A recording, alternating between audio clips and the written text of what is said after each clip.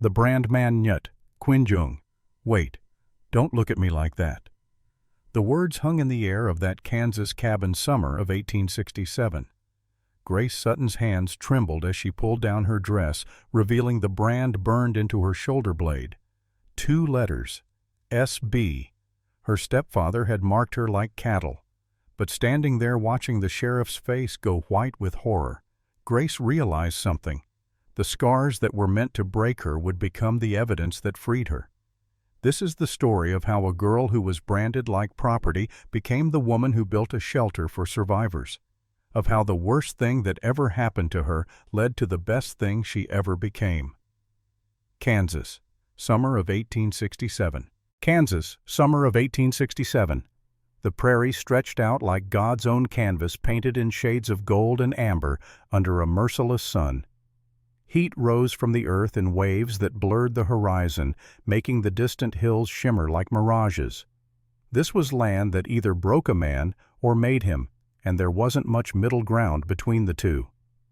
Nathan Holbrook stood at the fence line of his ranch hammer in one weathered hand, watching a dust cloud rise in the distance. He was 52 years old, though the sun and wind had carved lines into his face that made him look older. His right leg bore a limp from a Confederate bullet at Shiloh, a reminder that some wounds never fully heal. The gray in his hair had crept in early silver, threading through what had once been dark brown.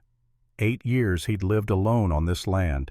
8 years since Rebecca and little Michael had been laid to rest in the small cemetery behind the church in Abilene. 8 years of waking to empty rooms and cooking meals for one and talking to horses because there was no one else to talk to. The dust cloud grew closer. Nathan set down his hammer and wiped sweat from his forehead with the back of his hand. His shirt clung to his back, soaked through from the morning's work. The fence could wait. Everything could wait. Because that dust cloud meant one thing. She was here. He'd written the letter 3 months ago, sitting at his kitchen table with a bottle of whiskey he hadn't opened and a pen that felt too heavy in his hand. The mail-order bride agency in St. Louis had charged him $50. Not to buy a wife, they'd been very clear about that. To facilitate an introduction. To help a woman who needed a new start find her way west. Nathan had no illusions about what he was offering. This wasn't a romance from one of those dime novels they sold at the general store. This was a practical arrangement. He needed help with the ranch. She needed safety and a roof over her head. That was all. That was enough. The wagon rounded the bend, pulled by 2 tired-looking horses. The driver was a man Nathan recognized, Jake Morrison, who ran freight between Abilene and the train depot in Junction City. Jake tipped his hat as the wagon creaked to a stop in front of the cabin. "Got a delivery for you, Nate." Jake called out, his voice carrying the dust of the road. "Special one, too." Nathan walked toward the wagon, his limp more pronounced than usual. Long days of work made the old injury ache. He could hear his heart beating in his chest, a steady drum that seemed too loud in his ears. Then she stepped down from the wagon.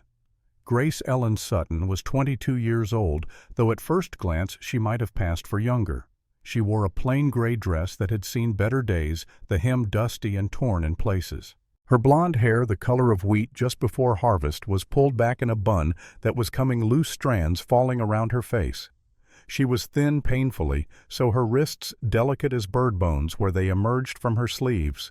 But it was her eyes that Nathan noticed most. Blue as a summer sky, but empty in a way that made his chest tighten. Eyes that had seen things no one her age should have to see. She clutched a small battered valise in both hands like it was the only thing anchoring her to the earth. Her shoulders were hunched forward, making herself smaller, as if she could disappear if she just folded in enough. Nathan removed his hat, an old habit his mother had beaten into him. "Miss Sutton, I'm Nathan Holbrook. Welcome to Kansas." She didn't meet his eyes. Her gaze fixed somewhere around his boots, and her voice when she spoke was barely above a whisper. "Mr. Holbrook." There was a pause, awkward and heavy.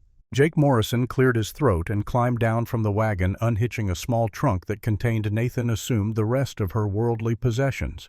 It wasn't much. The trunk was no bigger than a hope chest. "Well," Jake said, setting the trunk on the porch with a grunt, I'll be heading back to town. You folks need anything else?" Nathan reached into his pocket and handed Jake a few coins. "Much obliged." Jake climbed back onto his wagon, but before he snapped the reins, he leaned down and said quietly so Grace wouldn't hear. She didn't say a word the whole ride from Junction City. Not one word. Might want to handle this one gentle, Nate. Nathan nodded once, and Jake drove away, leaving nothing but silence and dust. Grace stood there on his land, still clutching that valise, still looking at the ground. The wind picked up hot and dry, pulling more strands of hair loose from her bun. She swayed slightly, and Nathan wondered when she'd last eaten. Really eaten, not just picked at food. He took a step forward, and she flinched. It was a small movement, barely noticeable, but Nathan had been a soldier. He knew what fear looked like. He knew what it looked like when someone expected pain. He stopped where he was. "Miss Sutton," he said, keeping his voice low and steady the way you'd talk to a spooked horse. "You're safe here. I know you don't know me yet, and I know this must all seem mighty strange, but I give you my word, as a man who's lived in this territory for 20 years, you're safe on this land." She looked up then, just for a moment. Those blue eyes found his face, and Nathan felt something twist in his gut. Not attraction, though she was pretty in a fragile way. No, this was something else, something that felt uncomfortably like recognition. He'd seen eyes like that before, in the mirror mostly in the years after Rebecca died. "Wait," she said suddenly, her voice cracking. "Don't look at me like that." Nathan blinked confused. "Like what, ma'am?" "Like—" She struggled with the words, her hands tightening on the valise until her knuckles went white. "Like you're disappointed. Like I'm not what you paid for. I know I'm not much to look at. I know I'm too thin and too plain and probably not what you expected. But I can work. I can cook and clean, and I won't be a burden, I promise. Just please don't send me back." The words came out in a rush, desperate and raw, and Nathan felt his heart break a little. What the hell had happened to this girl? "Miss Sutton," he said carefully. "I didn't pay for anything. I paid a fee to an agency to help you get here safely. You don't owe me nothing. Not one damn thing. You understand me?" She stared at him like he'd just spoken in a foreign language. "You're my wife now in the eyes of the law," he continued, replacing his hat on his head. "But that's just paper. What matters is you got a place to sleep that's safe food to eat, and nobody here's gonna hurt you. That's all I'm offering. That's all I'm asking. We clear?" Grace nodded slowly, though the confusion in her eyes didn't fade. "Now." Nathan gestured toward the cabin. "It ain't much, but it's solid. Got a good roof, stays cool in summer, warm in winter. Let me show you inside, and then I'll let you get settled. You must be tired from the journey." He picked up her trunk, noting how light it was, and carried it toward the cabin. He didn't look back to see if she followed, didn't want to make her feel pressured or watched. But he heard her footsteps behind him, small and hesitant on the hard-packed earth. The cabin was simple. One main room with a kitchen area, a table and 2 chairs, a fireplace, and a door leading to the bedroom. It wasn't fancy, but it was clean. Nathan had spent the last week scrubbing every surface, washing the curtains, making sure everything was presentable. He set the trunk down near the bedroom door. "There's the bedroom. Bed's got clean sheets. There's a wash basin and pitcher, and I put some soap and towels out for you." Grace stood in the middle of the main room, still holding that valise, her eyes darting around like a trapped animal looking for exits. Nathan moved to the kitchen area, putting distance between them. "You hungry? I got some cold chicken from yesterday, and there's bread. Not much, but it'll fill you up." "I'm fine," she said quickly, too quickly. "When's the last time you ate?" "Yesterday morning." "Then you ain't fine." Nathan pulled out a plate and began arranging food on it. "Sit down, Miss Sutton, please." She sat, but only on the very edge of the chair, like she might need to bolt at any moment. Nathan set the plate in front of her, along with a glass of water from the pump. "Eat," he said, not unkindly. "I got work to finish outside. Take your time, get settled. We'll talk about everything else later." He headed for the door, but her voice stopped him. "Mr. Holbrook." He turned. She was looking at him now. really looking at him, and there was something desperate in her gaze. "What happens tonight?" Nathan's jaw tightened. He understood what she was asking, what she was afraid of. "Tonight," he said slowly, "you sleep in the bedroom. I'll sleep out here on the floor. Door stays open if you want closed if you prefer. Your choice. But you're my husband. You have rights." "Rights." The word came out harsher than he intended, and he saw her flinch again. He softened his tone. "Miss Sutton, the only right I got is to make sure you feel safe under my roof. I didn't bring you here to use you or hurt you. I brought you here because I needed help with the ranch, and you needed a place to be. That's the beginning and end of it. Now eat your food before it gets warm. This heat don't do chicken any favors." He walked out before she could respond, closing the door gently behind him. Outside, Nathan stood on the porch and took several deep breaths. His hands were shaking, not from fear, but from anger. Anger at whoever had put that look in Grace Sutton's eyes. Anger at whatever had happened to her that made her expect pain from a man she'd just met. He'd been a soldier. He'd killed men in battle. He'd done things in the war he wasn't proud of, things that still visited him in nightmares. But he'd never not once raised his hand to a woman. Never would. The sun was starting its descent toward the horizon, painting the sky in shades of orange and red. Nathan went back to his fence repair, but his mind wasn't on the work. He was thinking about the girl in his cabin, the wife he'd acquired on paper, but who looked at him like he might strike her at any moment. What the hell had he gotten himself into? Inside the cabin? Grace sat at the table and stared at the plate of food. Her stomach growled, but she couldn't bring herself to eat. Not yet. She needed to think, needed to understand what was happening. Nathan Holbrook wasn't what she expected. She'd expected someone cruel, someone who would take what he wanted because he'd paid for the privilege. She'd expected rough hands and rougher words. She'd steeled herself for it during the entire journey from Ohio, telling herself she could survive anything as long as it meant being away from Silas. But Nathan had offered her the bedroom, had promised to sleep on the floor, had looked genuinely confused when she'd thanked him for his disappointment. Grace didn't know what to do with kindness. It was a language she'd forgotten how to speak. She picked up the chicken and took a small bite. It was good. Better than good. The meat was tender and seasoned with herbs she couldn't name. She took another bite, then another, and before she knew it, she'd eaten half the plate. The water was cold and sweet. She drained the glass. For the first time in 6 years, Grace felt the tiniest flutter of something that might have been hope. But hope was dangerous. Hope got you hurt. She'd learned that lesson the hard way. She pushed the plate away and stood walking to the bedroom door. The room beyond was small but neat.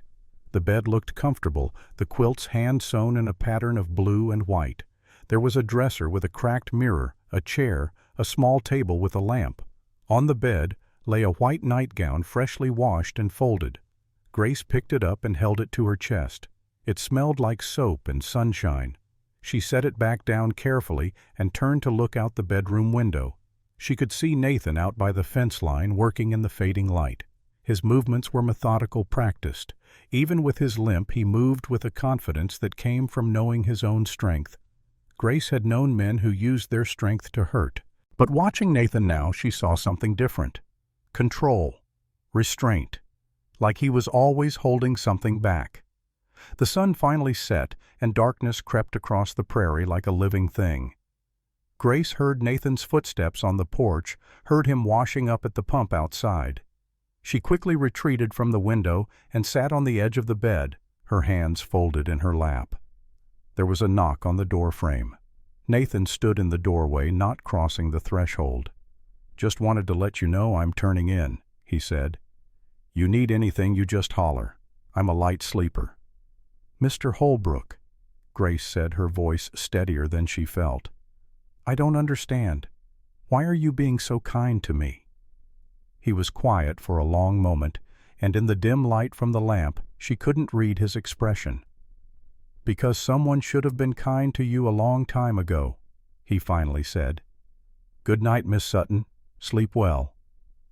He closed the door gently, leaving her alone in the darkness. Grace changed into the nightgown with shaking hands. She blew out the lamp and lay down on the bed, pulling the quilts up to her chin. The mattress was soft. The pillow smelled like lavender. She waited for sleep to come, but it didn't. Instead, she lay there listening to the sounds of the night. Crickets chirping, wind rustling through the grass. And on the other side of the door, the sound of Nathan settling onto the floor with a blanket. He really was going to sleep out there. Grace closed her eyes and tried not to cry. She'd promised herself she wouldn't cry anymore. Tears were weakness, and weakness got you hurt. But lying there in that strange bed in that strange house on that vast Kansas prairie, feeling safer than she'd felt in 6 years, the tears came anyway. Silent and hot sliding down her cheeks to soak into the lavender-scented pillow. She cried for the girl she'd been before Silas. She cried for her mother. She cried for the 6 years of hell she'd endured. And maybe, just maybe, she cried a little bit with relief.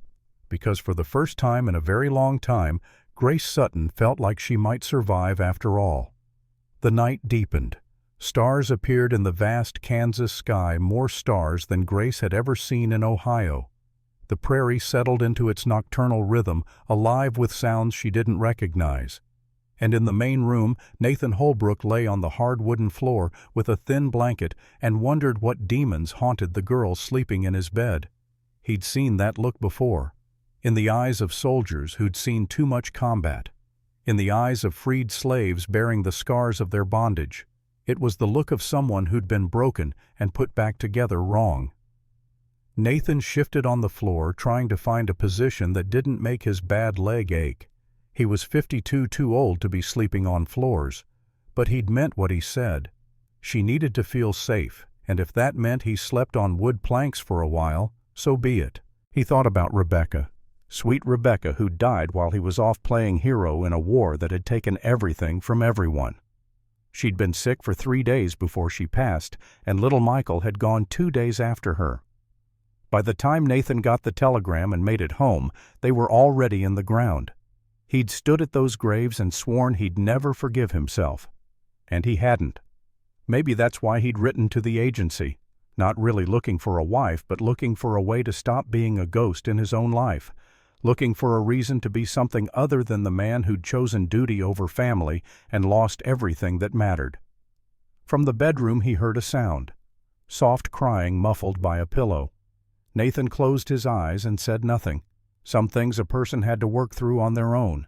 Some pain couldn't be talked away or fixed with kind words. It had to be felt, processed, survived. He knew that better than most. The crying eventually stopped. The house fell silent except for the creaking of old wood settling and the whisper of wind through the eaves. Nathan drifted into an uneasy sleep, the kind where you're never quite under, always half aware of your surroundings. A soldier's sleep. A widower's sleep. The sleep of a man who'd learned the hard way that peace was temporary and loss was forever. He dreamed of Rebecca, as he often did.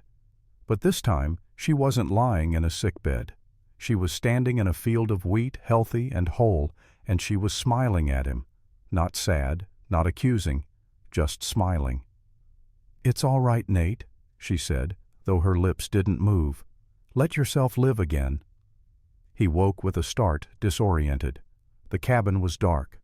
The stars outside the window told him it was some time past midnight. He heard movement in the bedroom. Then Grace screamed. Nathan was on his feet before he was fully conscious, years of military training overriding everything else. He limped to the bedroom door and pushed it open. Grace was sitting up in bed, tangled in the quilts, her eyes wide and unseeing in the darkness. She was still asleep, caught in the grip of a nightmare. "No," she whimpered, her voice small and broken. "Please, Silas, no. I'll be good. I promise I'll be good. Please don't hurt me. Please." Nathan's blood ran cold. Silas. So there was a name attached to whatever had happened to her. He approached the bed slowly, careful not to startle her. "Grace? Grace, wake up. You're safe. It's just a dream." She didn't hear him. She was somewhere else, somewhere terrible, reliving something that made her whole body shake. "Please," she sobbed. "Mama, help me. Somebody help me." Nathan's hands clenched into fists at his sides. He wanted to shake her awake, pull her out of whatever hell she was trapped in. But he knew better. Waking someone violently from a nightmare could do more harm than good. "Grace," he said louder, more firmly. "Grace Sutton, you're in Kansas. You're in my cabin. You're safe now. Wake up." Her eyes finally focused, finding him in the darkness. For a moment she didn't recognize him, and the terror in her gaze was absolute. Then clarity came flooding back. She looked around the room at the unfamiliar walls, at Nathan standing several feet away, with his hands held up where she could see them. "I'm sorry," she said immediately, her voice hoarse. "I'm so sorry. I didn't mean to wake you. I'll be quiet. I promise I'll be quiet." "Don't apologize." Nathan sat down on the floor, putting himself at a lower level than her, making himself less threatening. "Nightmares ain't nothing to apologize for. Lord knows I got my own share." Grace pulled the quilts tighter around herself. In the faint starlight coming through the window, Nathan could see tear tracks on her cheeks. "Who's Silas?" he asked quietly. Her whole body went rigid. "How do you know that name?" "You said it. In your sleep." The silence that followed was heavy enough to crush stone. "My stepfather," Grace finally whispered. "Silas Blackwood. He the one who hurt you." She didn't answer, but she didn't need to.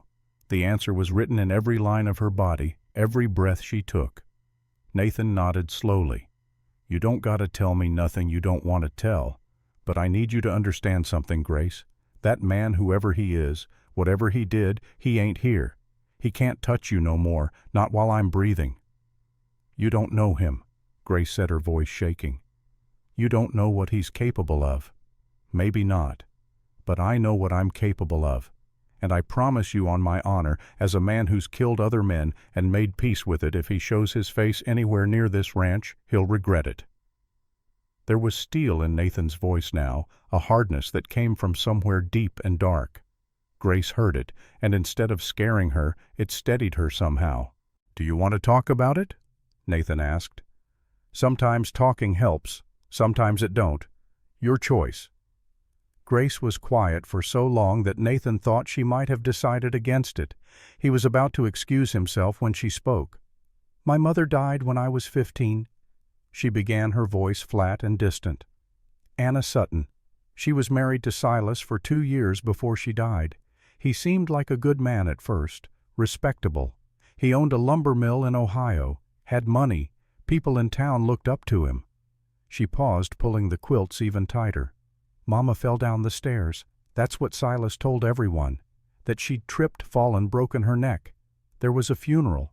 Everyone came. Everyone said how tragic it was." "But she didn't fall," Nathan said quietly. "No." Grace's voice cracked. "She didn't fall. I saw him push her. I was upstairs and I saw him. We'd had an argument, the three of us. Mama was defending me, saying Silas was too strict, too controlling. He got angry, really angry, and he just pushed her. She went backwards down the stairs. I heard her neck snap." Grace closed her eyes and fresh tears spilled down her cheeks.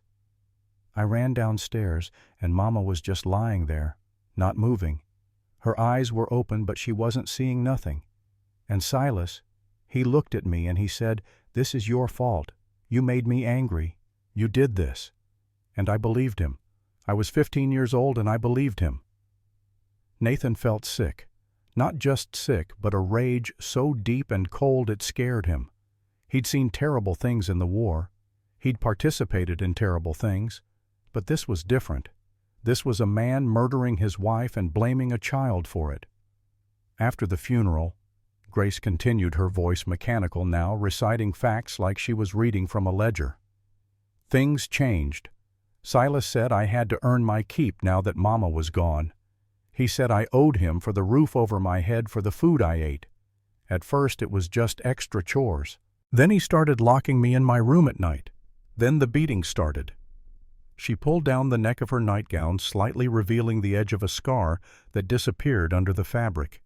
Even in the dim light, Nathan could see it was bad. "He used a belt mostly, sometimes his fists. He said he was disciplining me, making me better, making me obedient. He said it was his duty as my guardian. Nathan's hands were shaking. He pressed them flat against his thighs to still them. When I was 16, I tried to run away. Made it about 5 miles before he caught me. Grace's voice dropped to barely above a whisper. He brought me back. Locked me in the cellar for 3 days. No food, no water. Just darkness. When he finally let me out, he had something with him. A branding iron. Small one, the kind you'd use for marking tools. She turned slightly, and Nathan saw her fingers touch her right shoulder blade through the nightgown. He heated it in the fireplace, she said, her voice completely devoid of emotion now. Held me down on the kitchen table. Burned his initials into my shoulder. SB said I was his property now, and property gets marked so people know who it belongs to. Nathan stood up abruptly and walked to the window. He needed to move, needed to do something with the violence rising in his chest. He gripped the windowsill so hard the wood creaked. 6 years, Grace said behind him. 6 years of that. I stopped fighting after the brand, stopped trying to run. I just existed, went through the motions, cooked his meals, cleaned his house, took my beatings when I didn't move fast enough or speak respectfully enough. I became a ghost in my own body. How'd you get away? Nathan asked, his voice rough. About 2 months ago, a traveling merchant came through town. He had newspapers from different states selling them for a penny each. Silas was at the mill, and I had a penny I'd found in the street. I bought a Kansas newspaper. Don't even know why. Just wanted something different to look at, I guess. Grace managed a small, bitter smile. Your advertisement was in there. Widowed rancher seeks bride. Must be hard-working, honest. Will provide safety and partnership. I stared at that word for an hour. Safety. Like it was written in a foreign language. So you answered it. I waited until Silas went to a business meeting in Columbus. He'd be gone 3 days. I broke into his safe. I knew the combination because I'd watched him open it 1,000 times. I took $500. Not all he had, but enough. Took Mama's wedding ring, too, the one he'd kept locked up. Then I stole one of his horses and rode to the nearest town with a telegraph office. She laughed, but there was no humor in it. I've never ridden a horse before that day, nearly fell off 6 times. But I made it. Sent a wire to the agency in St. Louis, paid them their fee, bought a train ticket, and I ran. I've been running ever since. The silence in the room was absolute. Nathan turned back to face her. In the starlight he could see her face clearly now. The haunted eyes, the way she held herself like she expected a blow at any moment. Grace, he said slowly, you ain't running no more. You're here. This is your home now, and that man, that monster, he don't get to touch you ever again. You hear me? He'll come for me, she said with absolute certainty. When he figures out where I went, he'll come. He doesn't like losing what belongs to him. Then let him come. Nathan's voice was hard as iron. I've killed better men than him for lesser reasons. Grace looked at him for a long moment, searching his face for something. Lies, maybe. Or false promises. But whatever she saw there must have satisfied her because she nodded slowly. I'm broken, she said softly. I don't know how to be normal. I don't know how to be a wife or a partner or anything useful. I'm just broken. Nathan moved closer, but not too close. He lowered himself back down to the floor, sitting with his back against the wall, giving her space. You ain't broken, Grace. You're hurt. There's a difference. Broken means you can't be fixed. Hurt means you need time to heal. And we got nothing but time out here. I wake up screaming most nights. That's all right. I sleep light anyway. I don't know how to trust people. Can't say I blame you. I might never be able to be a real wife, the kind you probably want. Nathan met her eyes steadily. I didn't bring you here to use you, Grace. I brought you here because I needed help running this ranch, and you needed a place where nobody was going to hurt you. If that's all this marriage ever is, that's enough for me. I ain't asking for nothing you ain't willing to give. Grace pulled her knees up to her chest, wrapping her arms around them. Why are you being so kind to me? You don't even know me. I know enough. Nathan shifted slightly, his bad leg aching from sitting on the floor. I know you survived 6 years of hell and came out the other side. I know you had the courage to run when the chance came. I know you're sitting here talking to me instead of hiding under them covers. That tells me everything I need to know about who you are. And who am I? A survivor, just like me. Grace looked at him curiously. What did you survive? Nathan was quiet for a moment, debating how much to share. But she'd been honest with him. He owed her the same. I had a wife once, he said slowly. Rebecca. Pretty as a picture, smart as a whip, kind to everyone she met. We had a son too, Michael. He was 6 years old. Grace's expression softened. What happened to them? War happened. I enlisted in '62, thought I was doing the honorable thing, fighting for the Union, freeing the slaves, all that noble horse shit. Left Rebecca and Michael here to manage the ranch. Promised I'd be back in a year. He rubbed his bad leg absently. Got shot at Shiloh in '62. Spent 4 months recovering. Finally made it home in '63. Found out Rebecca and Michael had died of influenza while I was gone. They'd been in the ground 3 months by the time I got here. Grace's hand went to her mouth. Oh, Nathan. Nobody's called me Nathan in 8 years, he said quietly. Everyone calls me Nate, or Holbrook, or Hey You, but my wife, she always called me Nathan. I'm sorry. Me too. He looked out the window at the stars. I spent 8 years blaming myself. I chose to go to war. I chose duty over family. And they died while I was gone, probably calling for me, wondering where I was. I wasn't there to hold Rebecca's hand. Wasn't there to tell Michael it was going to be okay. I failed them in every way that mattered. That wasn't your fault. No. Then whose fault was it? Nathan's voice was rough with old pain. I made a choice, and that choice cost me everything I loved. Grace was quiet for a moment, then said softly, I made choices too. I didn't fight back hard enough. I didn't run sooner. I let him hurt me for 6 years because I was too scared to do anything about it.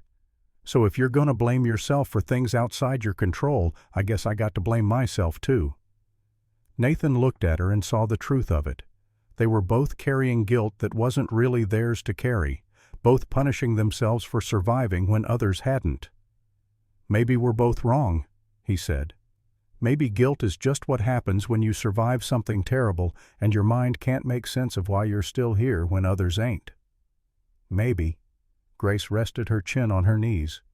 Do the nightmares ever stop? Sometimes they get quieter. Sometimes they don't. But you learn to live with them. You learn that surviving is enough, even when it don't feel like it. They sat in silence for a while, two broken people in a dark room sharing truths they'd never shared with anyone else. Finally, Grace yawned, exhaustion catching up with her. You should try to get some more sleep, Nathan said, standing with a grunt. His leg had gone stiff from sitting on the floor. Morning comes early on a ranch. Nathan. He paused in the doorway waiting. Thank you. For listening. For understanding. For not treating me like I'm crazy. You ain't crazy, Grace. You're just hurt. And hurt people need time and safety to heal. I can give you both. He closed the door gently behind him and returned to his spot on the floor in the main room. But this time sleep didn't come. He lay there in the darkness thinking about everything Grace had told him. Silas Blackwood. The name burned itself into Nathan's memory. If that man ever showed his face in Kansas, Nathan would make sure he regretted it. He'd done terrible things in the war, things that still haunted him. But protecting a woman who'd been brutalized for 6 years, that wasn't a sin. That was justice. The first light of dawn began to creep through the windows. Nathan stood and stretched, feeling every one of his 52 years in his aching back and stiff leg. He moved quietly to the kitchen area and began preparing breakfast. Coffee first, strong and black. Then eggs, bacon, and biscuits. He wasn't much of a cook, but he could manage the basics. The smell of cooking must have woken Grace because after about 20 minutes the bedroom door opened. She appeared in the doorway still wearing the nightgown, her hair loose around her shoulders. She looked younger like this, more vulnerable. Morning, Nathan said, not turning from the stove. Coffee's ready if you want some. Thank you. Grace moved to the table and sat down, pulling her knees up again, making herself small. They ate breakfast in companionable silence. Nathan noticed she ate better than yesterday, finishing half her plate and 2 cups of coffee. When they were done, Nathan pushed back from the table and said, "I got to get to work. Fences need mending, animals need tending. You can stay here and rest, or you can come with me if you want. Your choice." Grace considered for a moment. "Can I come with you? I don't want to be alone right now." "Course. Get dressed and we'll head out." 20 minutes later, they were walking across the ranch together. Grace had changed into her gray dress, and she'd tied her hair back in a braid. She walked slightly behind Nathan, watching everything with wary eyes. Nathan showed her the barn, introduced her to the 2 horses, Ranger and Daisy. He showed her the chicken coop, the small vegetable garden that needed weeding, the creek that ran along the eastern edge of the property. "It ain't much," he said, gesturing at the land. 160 acres. Not huge, but it's good land. Water's reliable, grass is decent, and we're far enough from town to have peace, but close enough to get supplies when needed. Grace looked out across the prairie, and for the first time since arriving, Nathan saw something other than fear in her eyes. Maybe curiosity. Maybe possibility. "It's beautiful," she said softly. "I've never seen so much sky." "Gets bigger every day you're here," Nathan said. "Sometimes it feels like you could fall right up into it." They worked together through the morning. Nathan mended fence while Grace weeded the garden. Neither talked much, but there was something comfortable about the shared labor, something peaceful. Around midday, the sound of approaching horses made them both look up. 3 riders were coming up the road. Nathan recognized the lead rider immediately, Sheriff Tom Clayton, his old war buddy. But he didn't recognize the other 2 men. Grace had gone completely still beside him, her face pale. "It's all right," Nathan said quietly. "That's Sheriff Clayton. We served together in the war. He's a good man." But the tension in Grace's body didn't ease. The riders stopped in front of the cabin. Clayton dismounted, tipping his hat to both of them. He was a big man, 54 years old, with a thick gray beard and eyes that missed nothing. "Nate," he said, "heard you got yourself a wife. Thought I'd come by to make it official." "Official?" Clayton gestured to the 2 men with him. "Need to register the marriage in town. Legal requirements and all that. These here are my deputies, Frank and Miller. They're witnesses." Nathan relaxed slightly. Of course. The marriage needed to be registered. "Grace," he said, "this here's Sheriff Tom Clayton. Tom, my wife Grace Sutton. Well, Grace Holbrook now, I suppose." Grace gave a small nod, but didn't speak. Clayton pulled out some papers. "Just need you both to sign these, and then we'll get them filed in town. Make everything legal and proper." They signed. Clayton's deputies witnessed. It took all of 5 minutes. As Clayton was preparing to leave, he pulled Nathan aside. "She all right?" he asked quietly, glancing at Grace, who stood several yards away. She looked scared of her own shadow. "She's had a hard time of it," Nathan said. "Give her space. She'll come around." "All right. But Nate, if you need anything at all, you know where to find me." "Appreciate it, Tom." The sheriff and his deputies rode away, leaving Nathan and Grace alone again.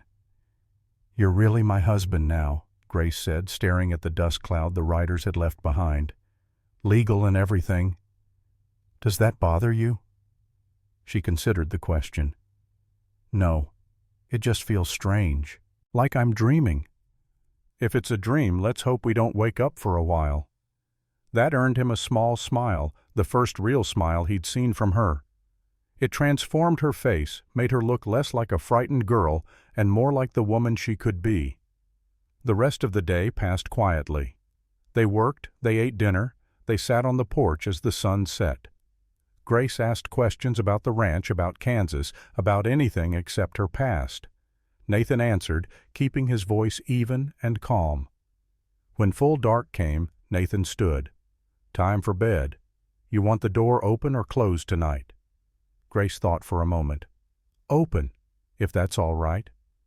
"Whatever makes you comfortable." They settled into their respective sleeping places, Nathan on the floor, Grace in the bed.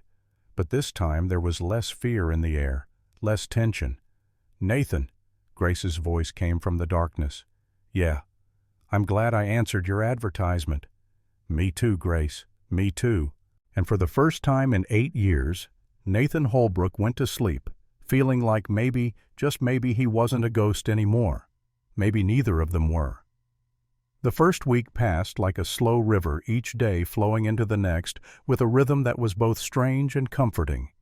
Grace woke each morning to the smell of coffee and the sound of Nathan moving quietly in the kitchen, always careful not to wake her too early.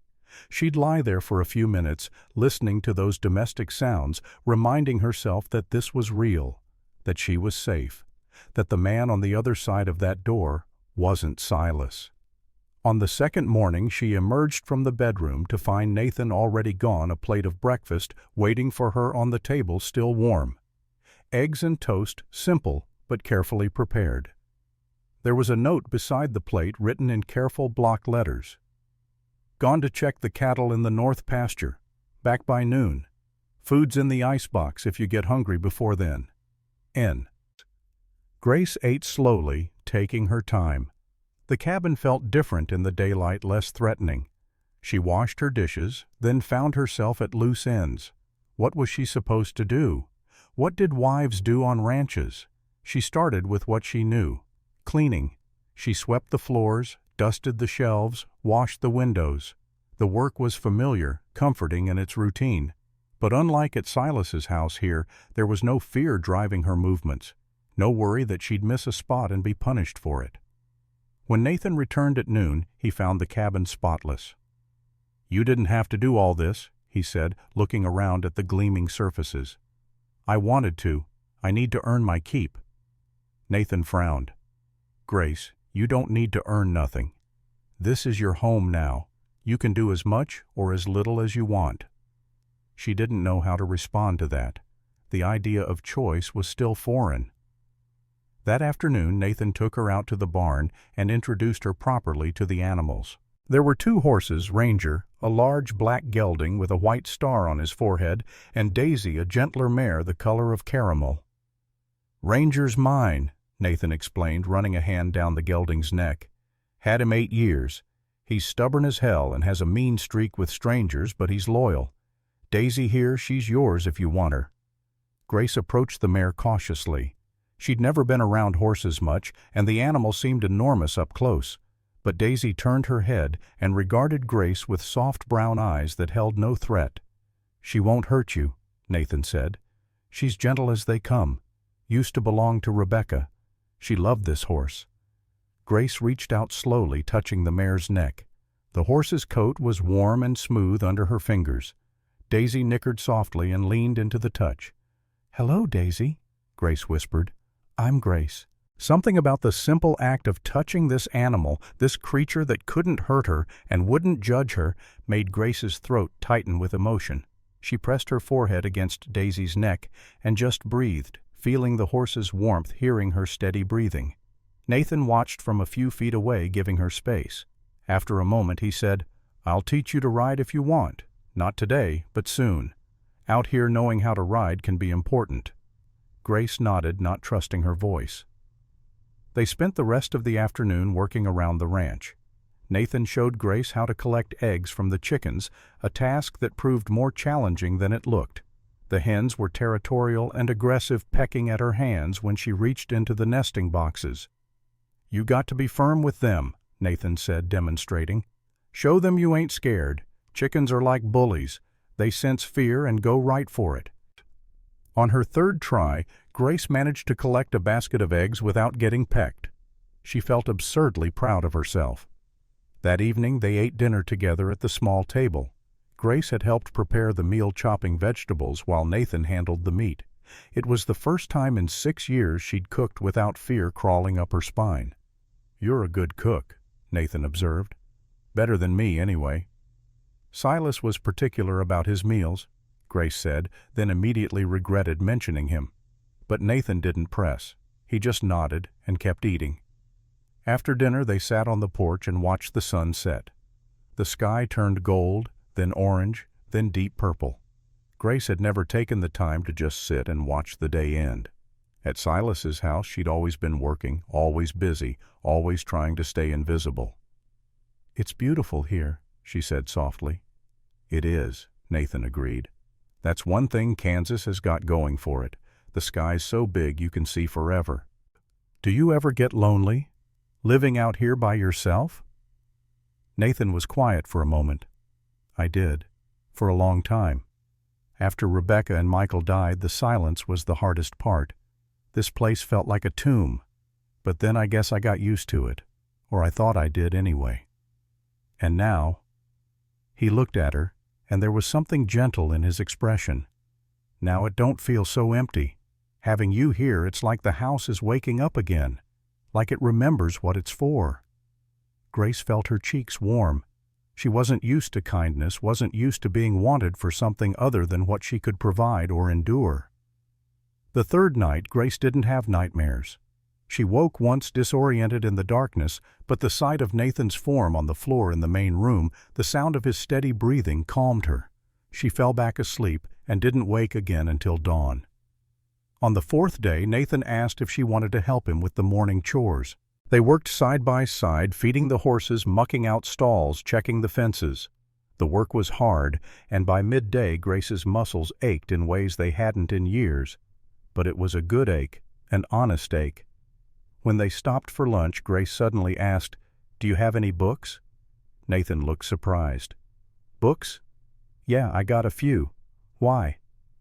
"Silas never let me read. He said it gave women ideas above their station. I haven't read a book in 6 years. Nathan's jaw tightened, but he kept his voice calm. "I got a whole shelf of them. In the bedroom, actually. Rebecca loved to read. Take any you want. They're yours now." That afternoon, while Nathan worked on repairing part of the barn roof, Grace sat on the porch with a copy of Jane Eyre. She'd read it once years ago before her mother died. But reading it now as an adult who'd survived her own kind of hell, the story hit different. When Nathan came to find her at sunset, he discovered her crying over the pages. "Grace? What's wrong?" She looked up hastily, wiping her eyes. "Nothing's wrong, I just forgot. I forgot what it felt like to care about something, to feel something other than fear or numbness. This book, it's making me feel again, and I don't know if that's good or bad." Nathan sat down beside her on the porch steps, careful to maintain a respectful distance. "It's good. Feeling is good even when it hurts. Means you're healing." "How do you know?" "Because I went through something similar. After Rebecca died, I shut down. Didn't let myself feel nothing for years. Just worked and slept and existed. But feeling nothing ain't the same as being at peace. It's just another kind of death." Grace closed the book, holding it against her chest. "I'm scared, Nathan. I'm scared that if I start feeling again, I won't be able to stop. That everything I've been holding back will just pour out and drown me. Then we'll make sure you got something to hold on to, something to keep you from drowning." "What?" "Me. This place. The routine. Whatever you need. You ain't alone in this, Grace. Not anymore." She looked at him. Really looked at him, and saw the truth in his weathered face. This man, this stranger who'd become her husband, genuinely cared what happened to her. Not because he owned her or wanted something from her, but simply because it was the right thing to do. "Thank you," she whispered. On the fifth day, Grace tried to cook breakfast. She'd watched Nathan do it enough times that she thought she could manage. But she misjudged the heat on the stove, and the bacon burned, filling the cabin with smoke. She stood there staring at the ruined meat panic rising in her chest. Burned food meant punishment. Burned food meant Silas's belt or his fists or hours locked in the cellar. Her hands started shaking. Her breath came short and fast. Nathan appeared in the doorway, drawn by the smoke. He took in the scene immediately, the burned bacon, Grace's white face, her trembling hands. "It's all right," he said quickly, moving to open the windows. "Just bacon. We got more. No harm done." "I'm sorry," Grace said, her voice high and tight. "I'm so sorry. I'll fix it. I'll make it right. Please don't be angry." "Grace, look at me." Nathan stood in front of her, but didn't touch her. "I ain't angry. It's just food. We'll throw it out and start over. That's all. Nobody's getting hurt over burned bacon." But Grace couldn't stop apologizing, couldn't stop the spiral of panic. She was back in Silas's kitchen, back in that moment of terror when she'd ruined dinner and he'd come at her with his belt raised. Grace. Nathan's voice was firmer now. You're safe. Nothing bad is going to happen. Take a breath. Come on, breathe with me. He exaggerated his own breathing in through the nose, out through the mouth, until Grace began to match his rhythm. Slowly, the panic receded. Her hands stopped shaking. There you go, Nathan said gently. That's better. Now let's get rid of this bacon and start fresh. I'll talk you through it this time. We'll do it together. They cooked a new batch of bacon together, Nathan narrating each step, keeping his voice calm and steady. By the time they sat down to eat, Grace had stopped apologizing. I'm sorry I panicked, she said quietly. Don't apologize for that either. You got reasons for reacting the way you do. Your mind's just trying to protect you based on what it learned. It'll take time for it to learn different. How much time? However much you need. I ain't going nowhere. On the 6th day, something shifted. Grace woke up and for the first time didn't feel the immediate crush of dread. She got dressed without checking over her shoulder. She walked through the cabin without flinching at shadows. At breakfast, she actually laughed. Nathan had been telling her about a neighboring rancher whose prize bull had escaped and been found 3 days later living with a herd of antelope, apparently having decided he preferred their company. The sound of her own laughter startled Grace.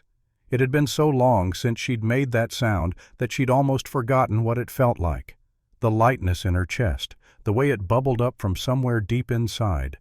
Nathan smiled at her laugh, and Grace realized it was the first real smile she'd seen from him, too. It softened the hard lines of his face, made him look younger. You should laugh more, he said. It suits you. So should you. They worked together that morning with an ease that hadn't been there before. Grace was starting to learn the rhythm of ranch life, the cycle of chores and tasks that marked each day. She found she liked the physical labor the way it tired her body in a clean, honest way. Around midday, a wagon appeared on the road.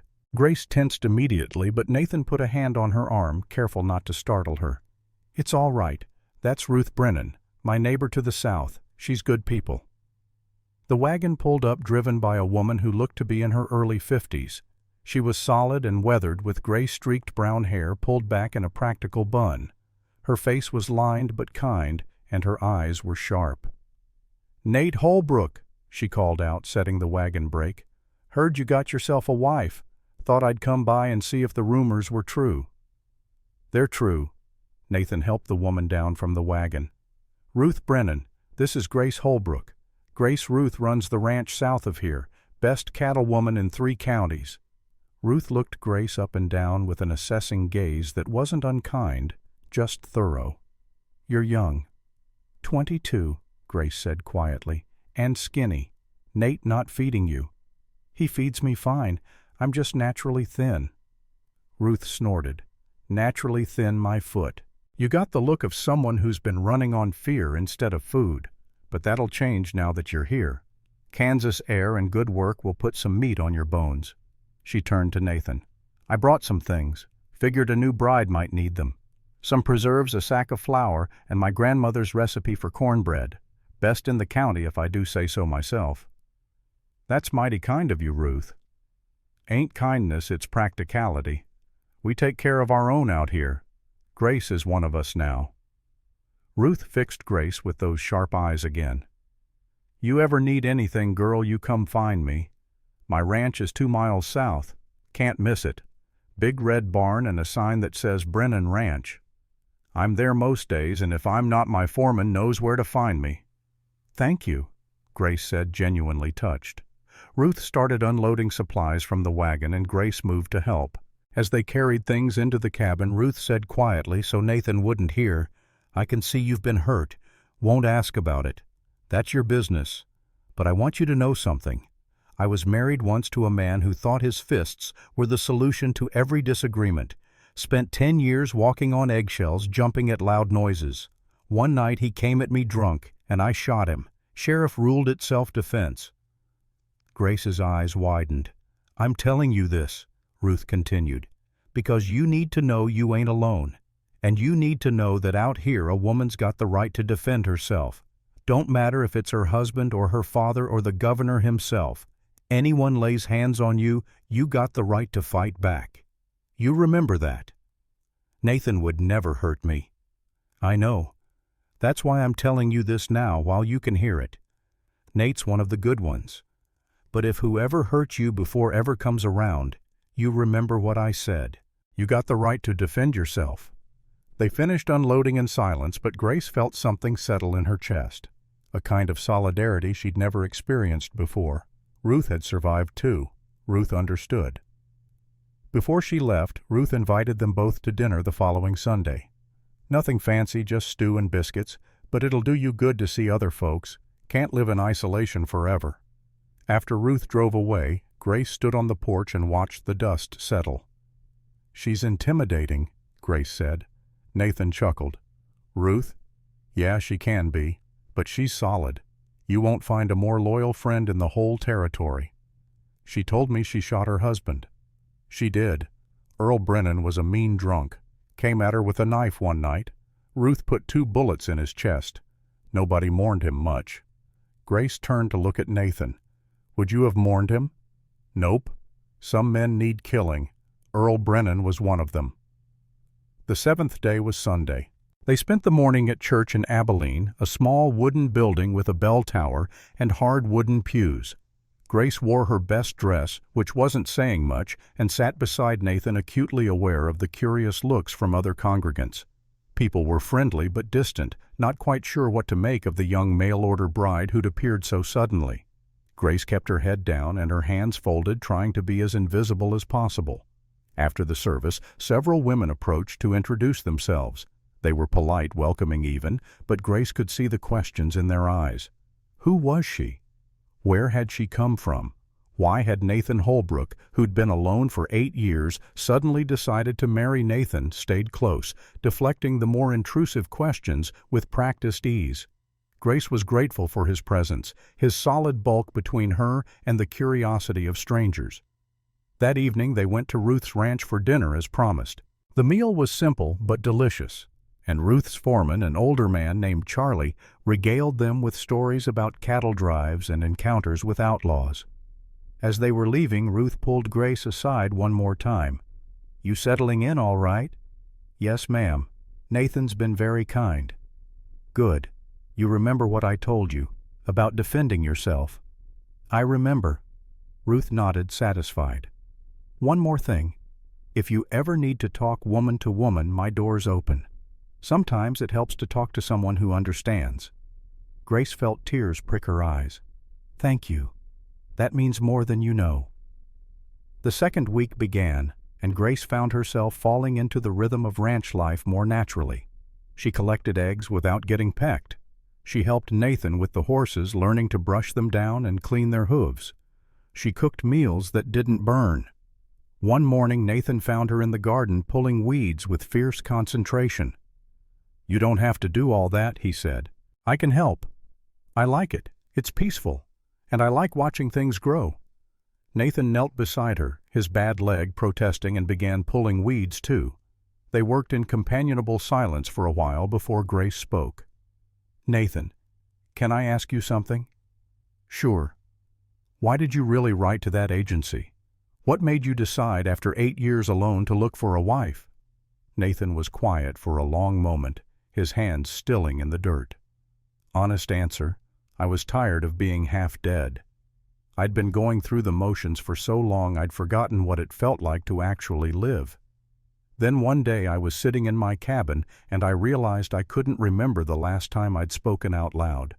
Couldn't remember the last time I'd laughed or felt anything besides tired. And I thought, this ain't living.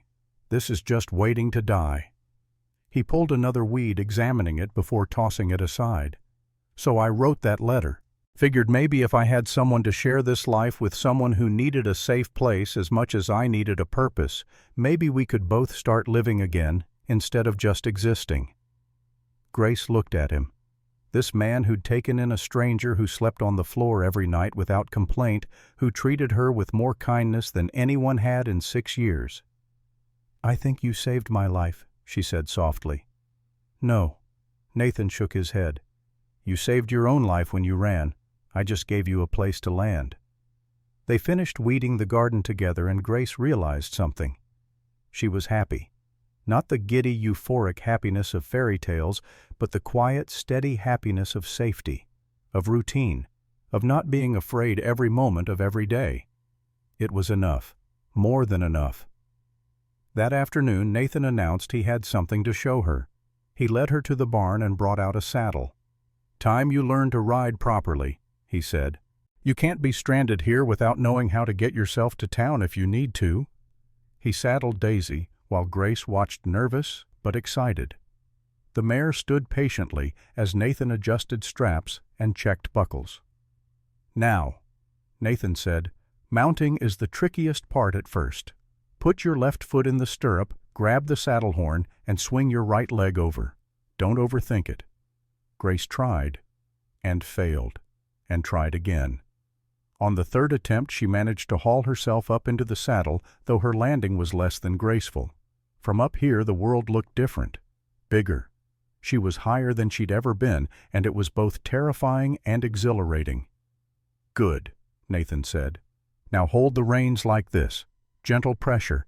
Daisy knows what to do, you just have to guide her a little." He spent the next hour teaching her the basics. How to make Daisy walk, how to turn, how to stop. Grace fell off twice, landing hard on the packed dirt of the corral, but each time she got back up and tried again. By the end of the lesson she was exhausted and sore, but she'd managed to ride Daisy around the corral 3 times without falling. "You're a natural," Nathan said, grinning. "Another week of practice and you'll be racing me." That night Grace's entire body ached, but it was a good ache, an earned ache. She lay in bed and thought about how far she'd come in just 2 weeks, from terrified and broken to someone who could laugh and ride horses and pull weeds in a garden. The healing wasn't complete. She still flinched at sudden movements, still had nightmares, though less frequently, still carried the scars, both visible and invisible, that Silas had given her. But she was healing, slowly, like a bone knitting back together after a break. It hurt sometimes, the healing, but it was happening. On the 15th day, exactly 2 weeks after her arrival, Grace woke to find Nathan already gone. There was no breakfast waiting, no note, just silence. Panic fluttered in her chest. Had he left? Had he decided she was too much trouble? Had Silas found them? She forced herself to breathe, to think rationally. Nathan's hat was gone from its peg by the door. His boots were missing.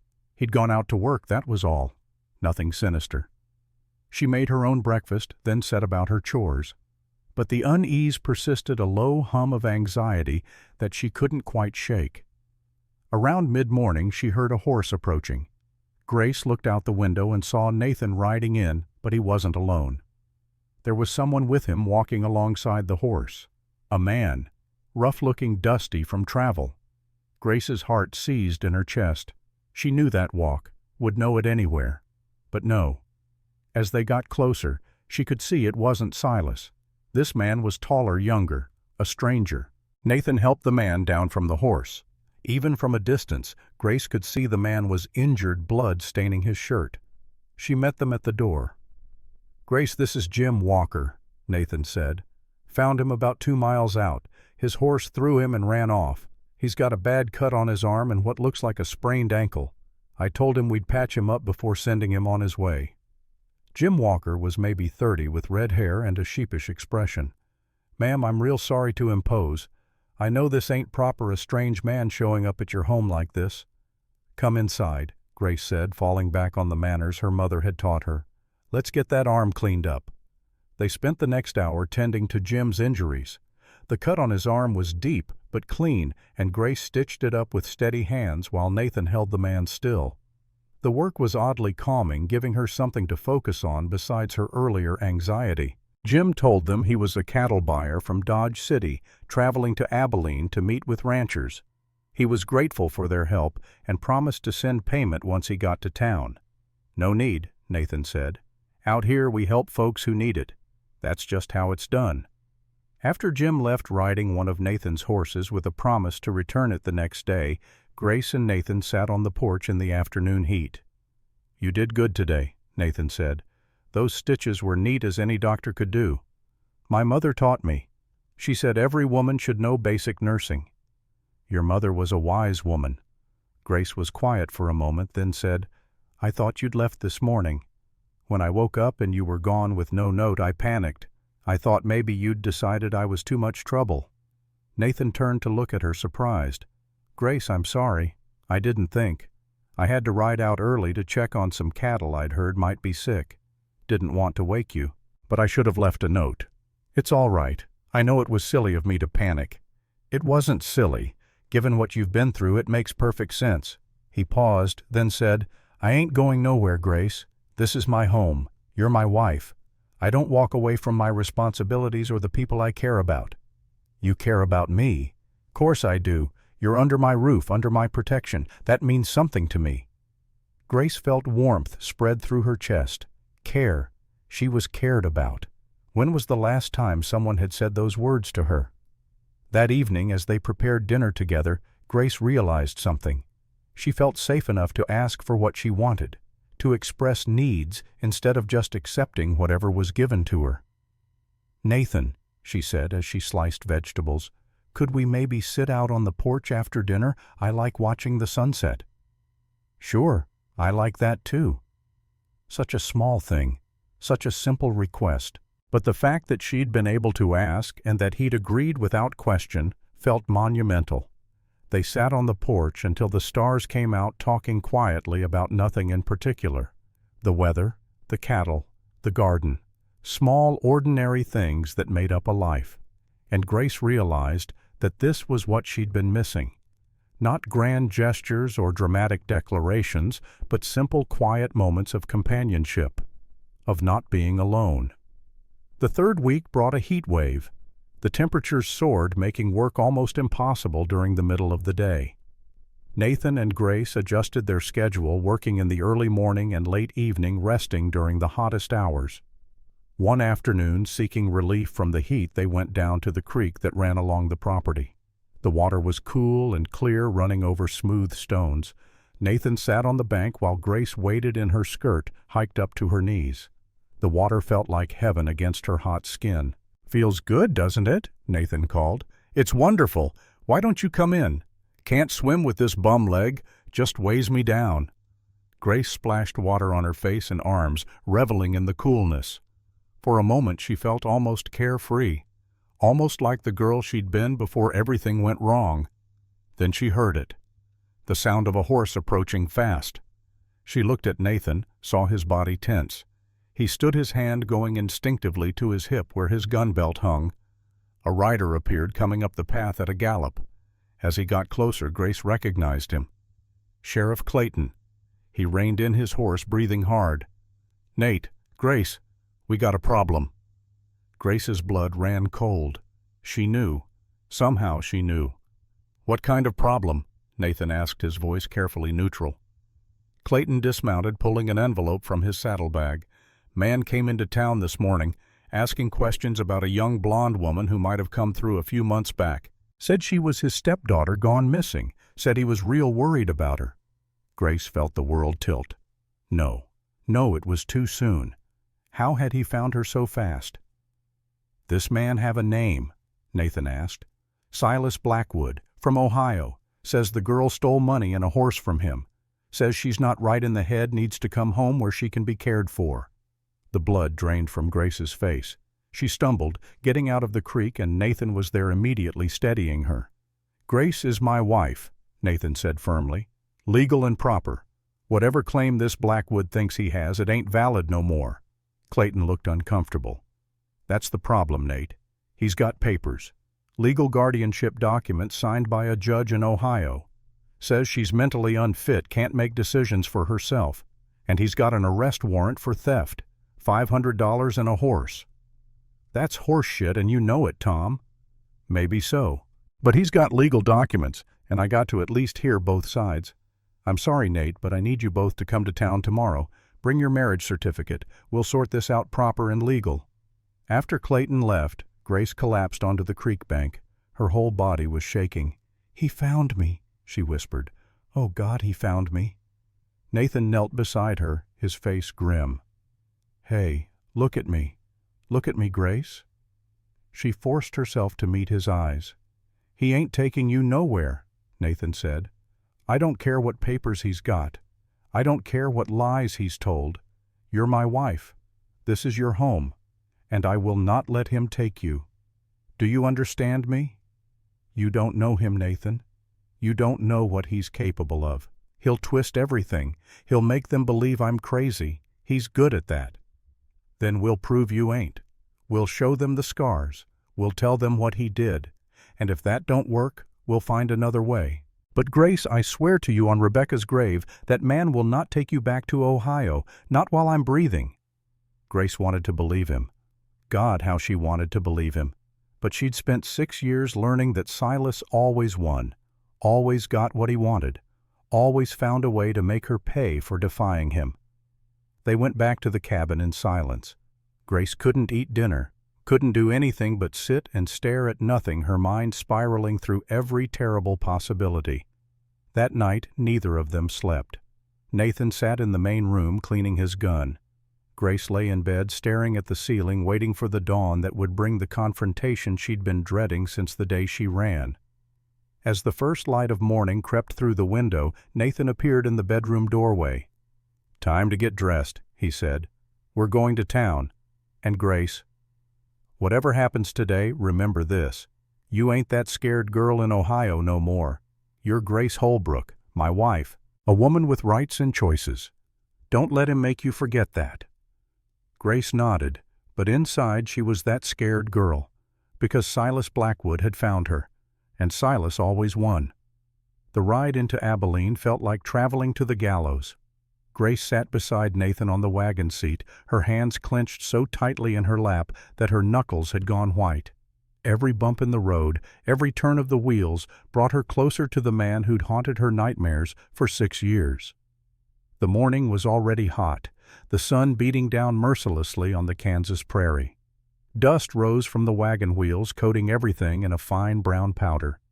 Grace wore her best dress, the blue one Nathan had bought for her just last week in town. She'd pinned her hair up carefully, trying to look respectable, trying to look like a woman capable of making her own decisions, not the mentally unfit girl Silas would paint her as. Nathan had barely spoken since they left the ranch. His jaw was set in a hard line, and Grace could see the tension in his shoulders, the way his hands gripped the reins a little too tightly. He'd strapped on his gun belt before they left, the heavy revolver resting against his hip like a promise or a threat. As they crested the last hill before town, Grace caught her first glimpse of Abilene spread out below them. It was a small town, just a main street with a dozen buildings clustered around it. The church with its white steeple, the general store, the saloon, the sheriff's office. And standing outside that office waiting was a figure that made Grace's heart stop. Silas Blackwood. Even from a distance she recognized him. The way he stood back, straight hands clasped behind him, the tilt of his head, the broad shoulders that had once seemed like protection but had become instruments of terror. He was dressed well in a black suit that looked expensive. His hair was graying at the temples but still thick. He looked respectable, distinguished even, like the kind of man people trusted, like the kind of man who ran a successful lumber business and contributed to his church and looked after his poor, troubled stepdaughter. Grace felt bile rise in her throat. "Breathe," Nathan said quietly beside her. "Just breathe, Grace. Remember what I said. You're my wife. You're under my protection. He can't hurt you no more." But as they drew closer, as Silas turned and saw them, and that familiar cold smile spread across his face, Grace wasn't so sure. Nathan pulled the wagon to a stop in front of the sheriff's office. Sheriff Clayton stood on the porch looking distinctly uncomfortable. There were 2 other men Grace didn't recognize, probably witnesses or deputies. And then Nathan was helping her down from the wagon, his hand steady on her arm, and they were walking toward the office, and Silas was right there, just feet away, and Grace couldn't breathe, couldn't think, couldn't do anything but freeze. "Grace." Silas's voice was smooth as silk, concerned and warm, everything a caring stepfather's voice should be. "Oh, Grace, honey, we've been so worried.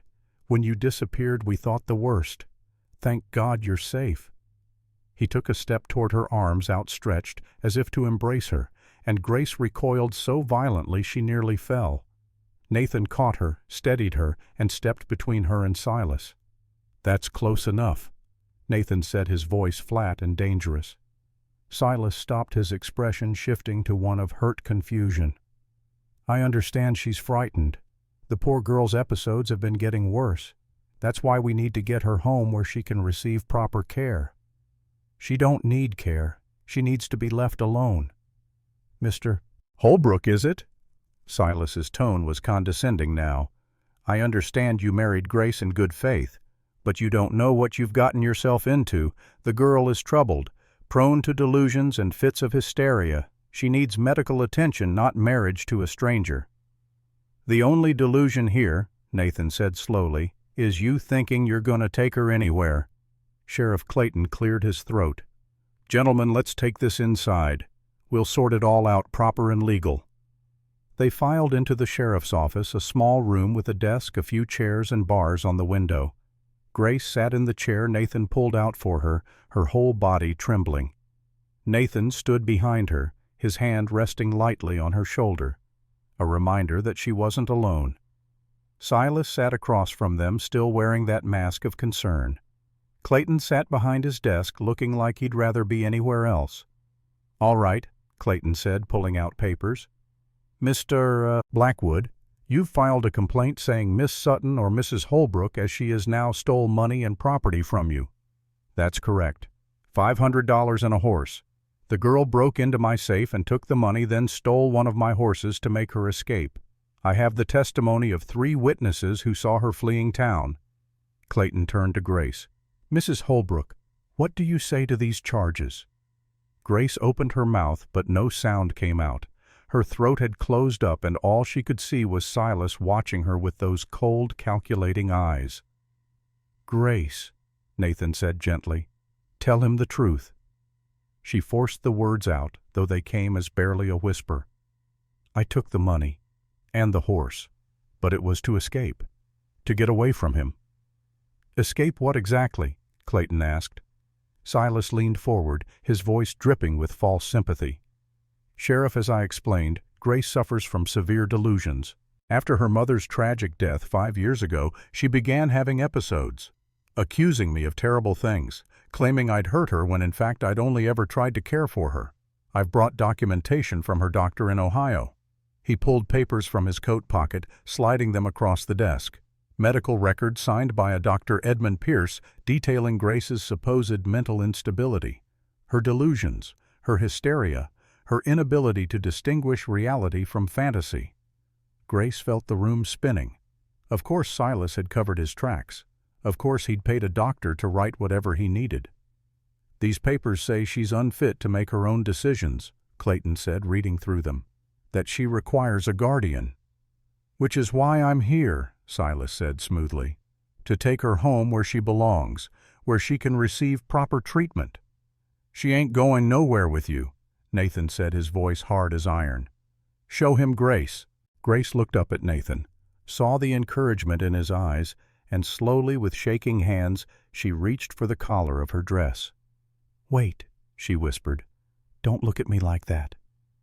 The room went silent. "Like what Mrs. Holbrook?" Clayton asked. Grace took a breath, steadying herself. She thought about Ruth Brennan shooting her abusive husband. She thought about the scars that marked her body, the evidence of her torture. She thought about Nathan sleeping on the floor every night to make her feel safe. And she thought about the girl she'd been when she arrived in Kansas, terrified and broken, and the woman she was becoming. Someone stronger, someone who could fight back. "Like I'm crazy," she said, her voice gaining strength. "Like I'm making this up, like I deserve what happened to me." She stood, and before anyone could stop her, she turned around and began unbuttoning the back of her dress. Nathan moved to help, his hands steady as he worked the buttons. "Grace, honey, don't do this." Silas said, a hint of panic creeping into his voice. "You're having an episode. You don't know what you're saying." But Grace ignored him. She pulled the dress down to her waist, exposing her back. The room went deathly silent. Her back was a road map of scars, long raised welts from a belt, burn marks from cigarettes, and on her right shoulder blade, clearly visible, even though the wound had healed years ago, were the letters SB branded into her flesh. Sheriff Clayton's face went white. One of the deputies actually looked away, unable to stomach the sight. "Jesus Christ," Clayton breathed. "That's what he did to me," Grace said, her voice steady, now strong. "For 6 years, he beat me, he burned me, he branded me like an animal because I tried to run away when I was 16. These scars don't lie, Sheriff. They don't have episodes or delusions. They're real, and they're all from him." She turned to face Silas, pulling her dress back up with as much dignity as she could muster. For the first time since she'd run, she looked directly into his eyes without flinching. "You don't own me anymore," she said. "You never did. I'm not your property. I'm not your stepdaughter. I'm nothing to you now, and I'm never going back to Ohio." Silas's mask had finally cracked. The concern was gone, replaced by cold fury. "You ungrateful little bitch. After everything I did for you. Fed you, clothed, you kept a roof over your head after your whore mother died." "You murdered her," Grace said. "I saw you push her down those stairs. I watched her die." "You can't prove that." "No, but I can prove what you did to me. Sheriff Clayton can see it. Everyone in this room can see it, and if you try to take me back, I'll make sure everyone in Ohio sees it too. Every neighbor, every church member, every business associate. I'll strip down in the middle of town square if I have to, and I'll show them exactly what kind of man Silas Blackwood really is." Clayton stood, his hand moving to his own gun. "Mr. Blackwood, I'm going to have to ask you to leave town. Right now." "On what grounds? I have legal guardianship papers. I have a warrant for her arrest." "Your warrant's from Ohio. It don't mean nothing here. And those guardianship papers were signed when she was a minor. She's 22 now, married and capable of making her own decisions. As for those scars, that's evidence of assault. Severe assault. I could arrest you right now for what you did to that girl." Silas stood, his face twisted with rage. "You small-town hicks don't know who you're dealing with. I have money. I have connections. I'll have your badge, Clayton." "Maybe so. But until then, you got 1 hour to be out of my county. After that, if I see your face again, I'll arrest you for assault with intent to maim. And trust me, a Kansas jury won't look kindly on a man who brands young girls." For a long moment, Silas just stared at them all. Then his gaze settled on Grace, and the hatred there was so pure, so concentrated, that she actually took a step back. "This ain't over, girl," he said softly. "You think you're free? You'll never be free. I'll find a way. I always do. You're mine, Grace. You'll always be mine." "Get out," Nathan said, his hand dropping to his gun. "Before I forget, I'm a civilized man." Silas held his gaze for a moment longer, then turned and walked out. They heard his boots on the wooden sidewalk, then the sound of a horse being mounted, and then he was gone. Grace's legs gave out. She collapsed into the chair, shaking so hard her teeth chattered. Nathan was there immediately, kneeling beside her, his arms around her. "You did it," he said quietly. "You stood up to him. You beat him, Grace." But Grace couldn't stop shaking, because Silas's last words echoed in her mind. "This ain't over." And she knew with cold certainty that he'd meant it. They stayed in town for another hour, giving statements to Clayton, making sure everything was documented. The sheriff assured them he'd send word to authorities in Ohio about the abuse, would make sure Silas faced consequences. But Grace knew better. Men like Silas didn't face consequences. They slithered away and bided their time and waited for another chance to strike. The ride home was quiet. Grace sat beside Nathan, exhausted in a way that went beyond physical tiredness. She felt hollowed out, like she'd left part of herself back in that office. When they reached the ranch, Nathan helped her down from the wagon and guided her inside. She went straight to the bedroom and lay down fully clothed, staring at the ceiling. Nathan appeared in the doorway a few minutes later with a cup of tea. "Drink this," he said gently. "Ruth brought it by last week. Said it helps with nerves." Grace sat up and took the cup, sipping the warm liquid. It tasted like chamomile and something else she couldn't identify. It did help a little. The shaking began to subside. "He's going to come back," she said quietly. You know that, don't you? He won't just give up. I know. Nathan sat on the edge of the bed, careful to maintain a respectful distance. But Grace, listen to me. If he comes back, he'll be doing it illegal. He's got no legal claim on you now. That means he'll be acting outside the law, and men who act outside the law can be dealt with accordingly. You mean you'll kill him? If it comes to that, yes, I'll kill him, and I won't lose a minute's sleep over it. Grace looked at this man who'd become her husband, this stranger who'd shown her more kindness in a month than Silas had in 6 years, and she felt something shift inside her. Not love, not yet, but trust. Deep, genuine trust. I don't want you to kill anyone because of me, she said. Then let's hope it don't come to that. But Grace, I want you to understand something. I've killed men before, in the war. And I made my peace with it because I knew I was protecting something worth protecting. If killing Silas Blackwood is what it takes to keep you safe, I'll do it. And I'll make peace with that too. That night, Grace couldn't sleep. Every sound made her jump. Every creak of the house settling made her think Silas had come back. She lay in bed, staring at the darkness, waiting for the inevitable. Around 2 a.m, she heard it. The sound of breaking glass. She sat bolt upright, her heart hammering. In the main room she heard Nathan moving, heard the distinctive sound of a gun being cocked. Grace, stay in there, he called quietly. But Grace was already moving. She grabbed the gun Nathan had given her a week ago when he'd started teaching her to shoot. It was a small revolver, easy to handle, and she'd been practicing with it every day.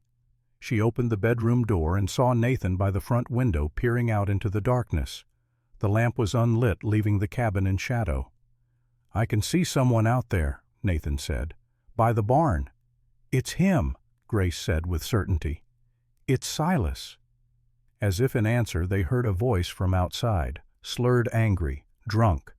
Grace, I know you're in there, you ungrateful bitch. You think you can embarrass me like that? You think you can run from me?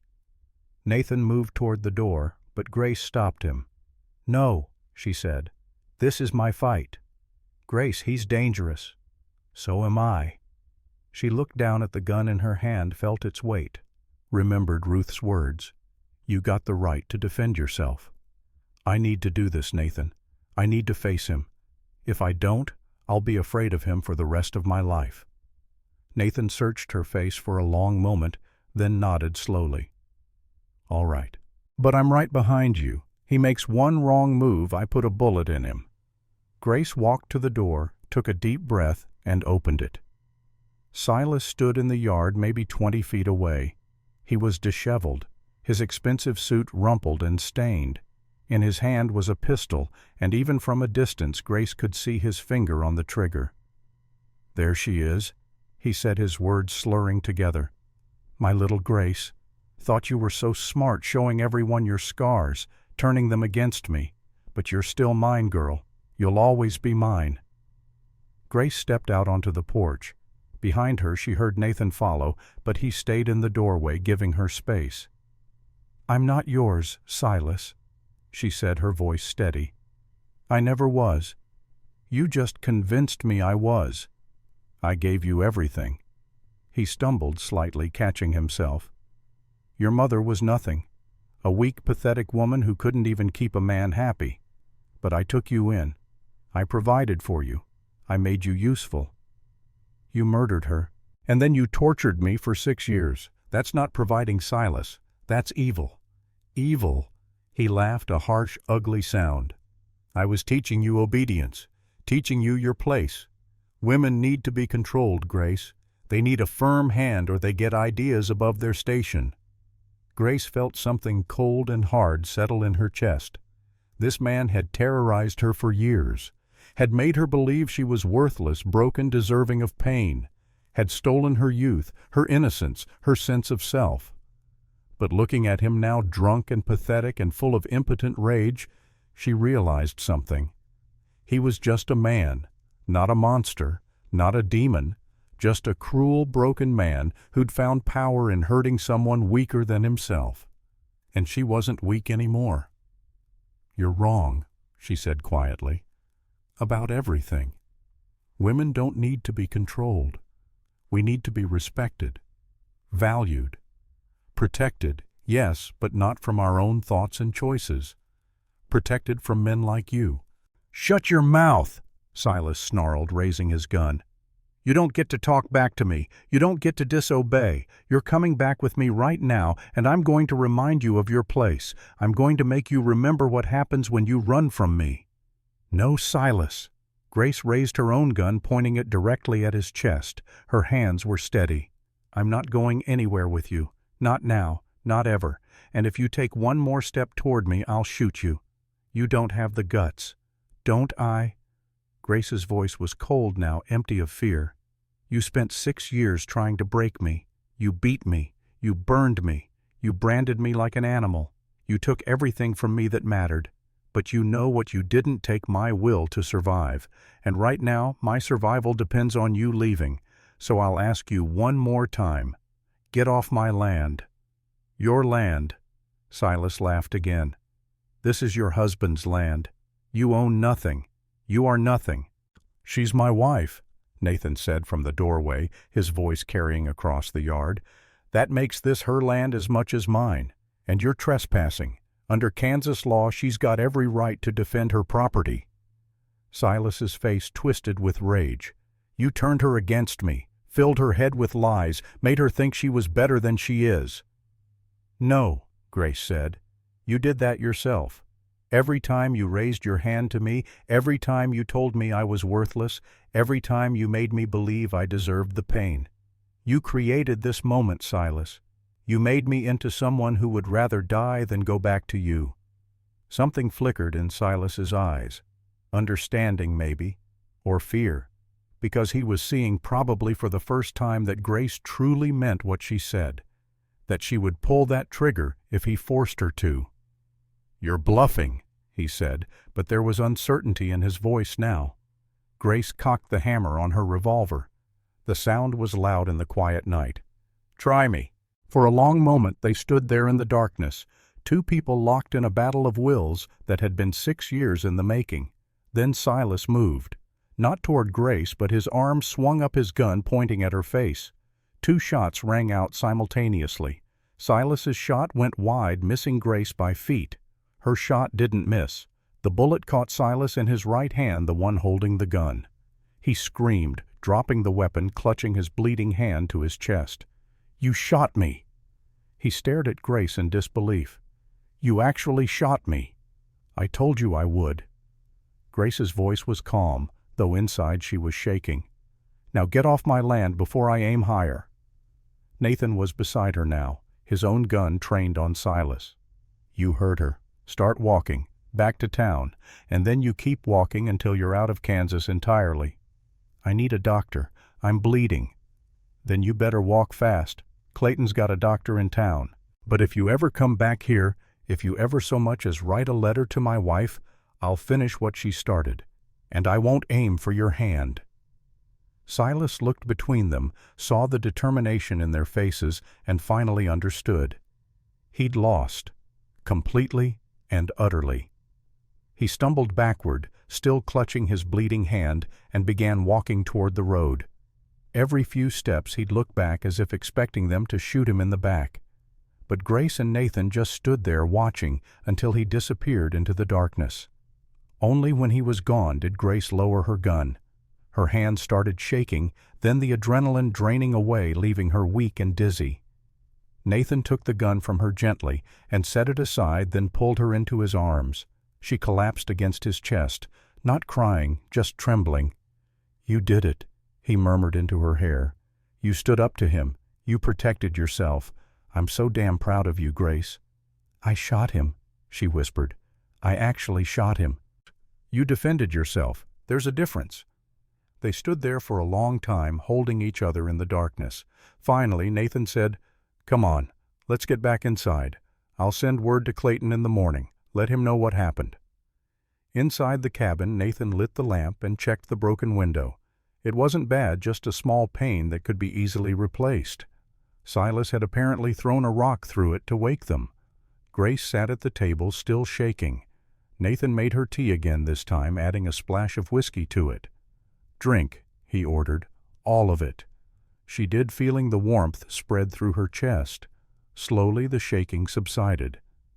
"Will he come back?" she asked. "I don't think so. He's wounded, humiliated, and knows if he comes back he's likely to get killed. Men like Silas are cowards at heart. They only prey on people who can't fight back. You fought back, Grace. You proved you ain't an easy victim no more. But what if he does? Then we'll deal with it. Together." Nathan sat across from her. "Grace, I know this is hard. I know you're scared. But you need to understand something. You won. Not just tonight, but in every way that matters. You escaped him. You survived. You built a new life. And tonight you proved you can protect that life. That's not nothing. That's everything."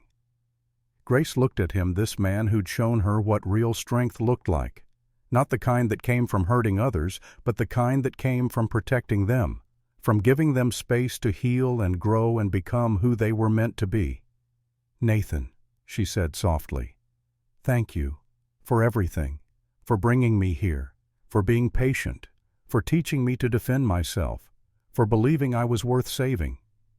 "You saved yourself, Grace. I just gave you a safe place to do it." They sat together until dawn broke, talking quietly, processing what had happened. As the sun rose, painting the Kansas sky in shades of gold and pink, Nathan stood and stretched. "I'm going to ride into town," he said.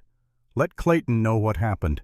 Make sure Silas got medical attention and then got the hell out of Kansas. You want to come?" Grace considered, then shook her head.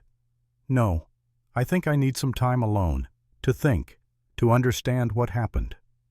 "All right, but Grace, I want you to keep that gun on you. And if anyone comes to this ranch while I'm gone, anyone at all, you shoot first and ask questions later. Understand?" "I understand." Nathan kissed her forehead, a gesture so gentle it brought tears to her eyes, and then he was gone, riding toward town on Ranger. Grace stood on the porch and watched him go, then looked out at the land that had become her home. The prairie stretched out endlessly, golden in the morning light. The sky was vast and blue and infinite. She thought about the girl who'd arrived here a month ago, terrified and broken. That girl was gone.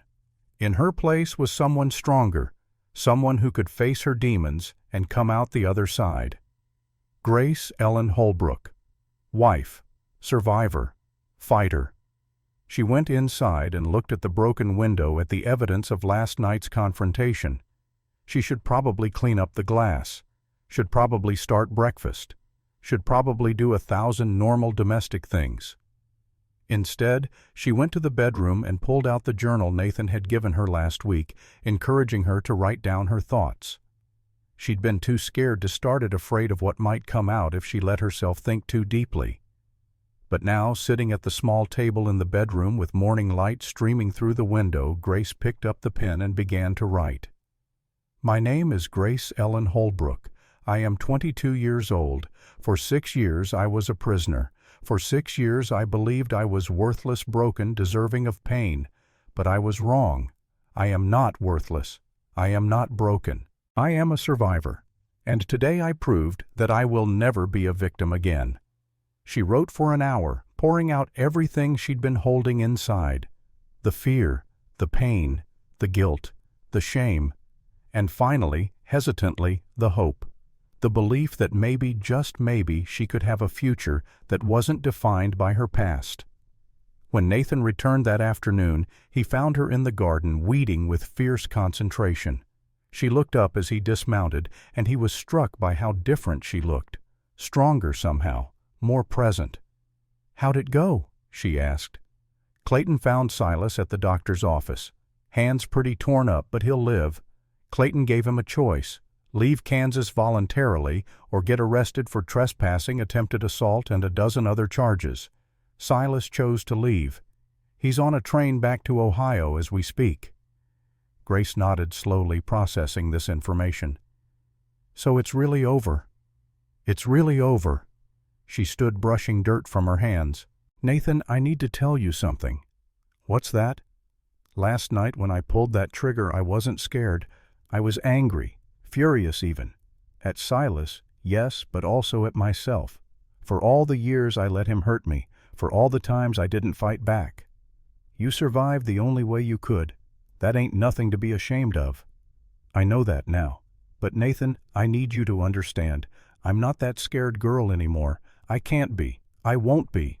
From now on, if someone tries to hurt me, I fight back, even if it scares you, even if it's not ladylike or proper. I fight back.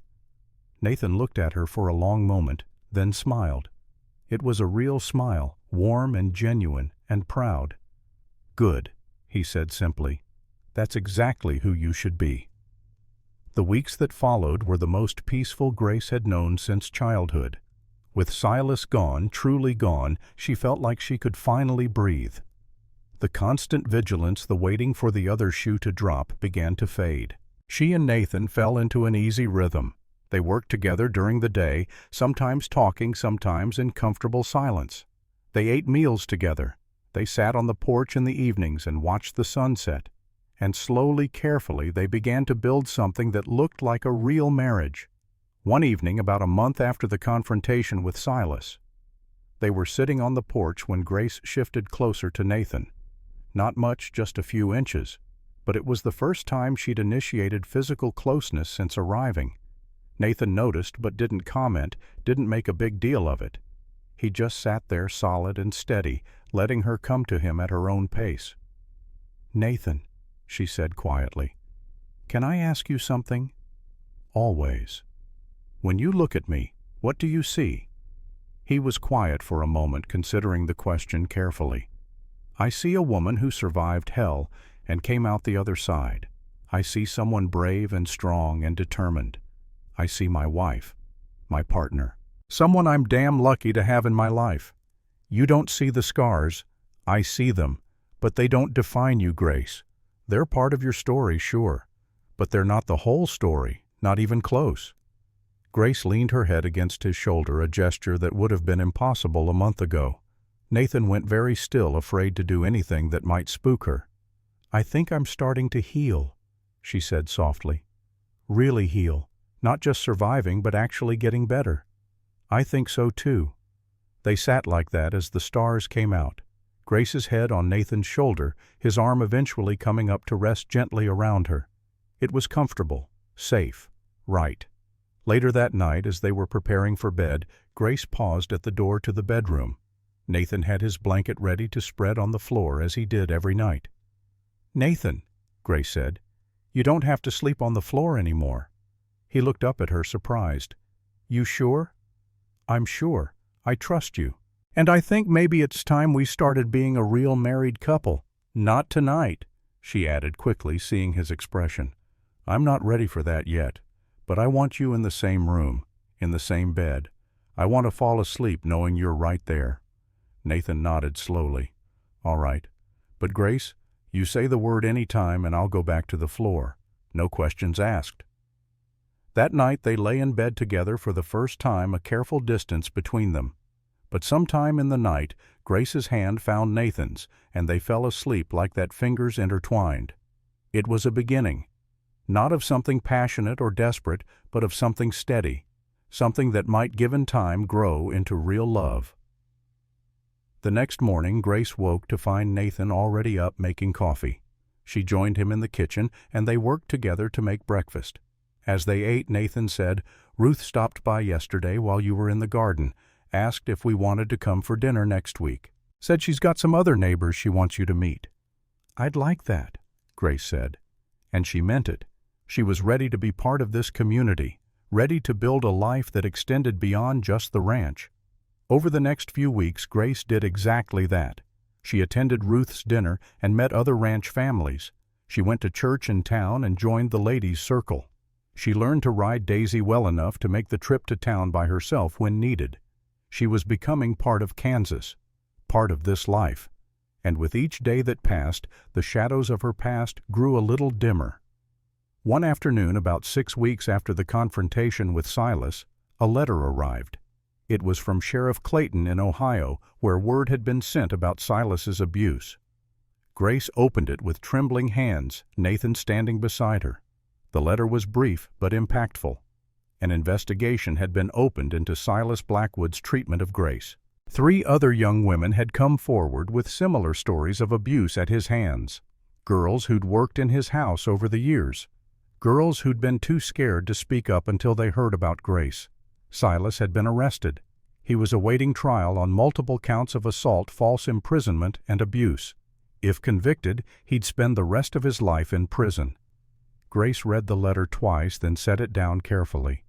"It's really over," she whispered. "He can't hurt anyone else now." "You did that," Nathan said. "By being brave enough to show your scars, by being willing to tell your story, you gave those other women the courage to tell theirs.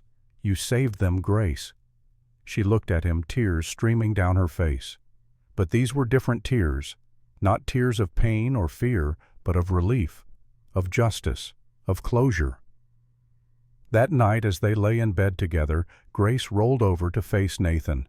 They'd been sharing the bed for weeks now, but always keeping that careful distance. Tonight, though, Grace closed the gap. "Nathan," she said softly, "I think I'm ready, if you are." He searched her face in the darkness. "Ready for what?" "For us, really us. I want you to hold me. I want to know what it feels like to be touched by someone who actually cares about me, someone who won't hurt me." "Grace, are you sure? Because there's no rush. We can wait as long as you need." "I'm sure.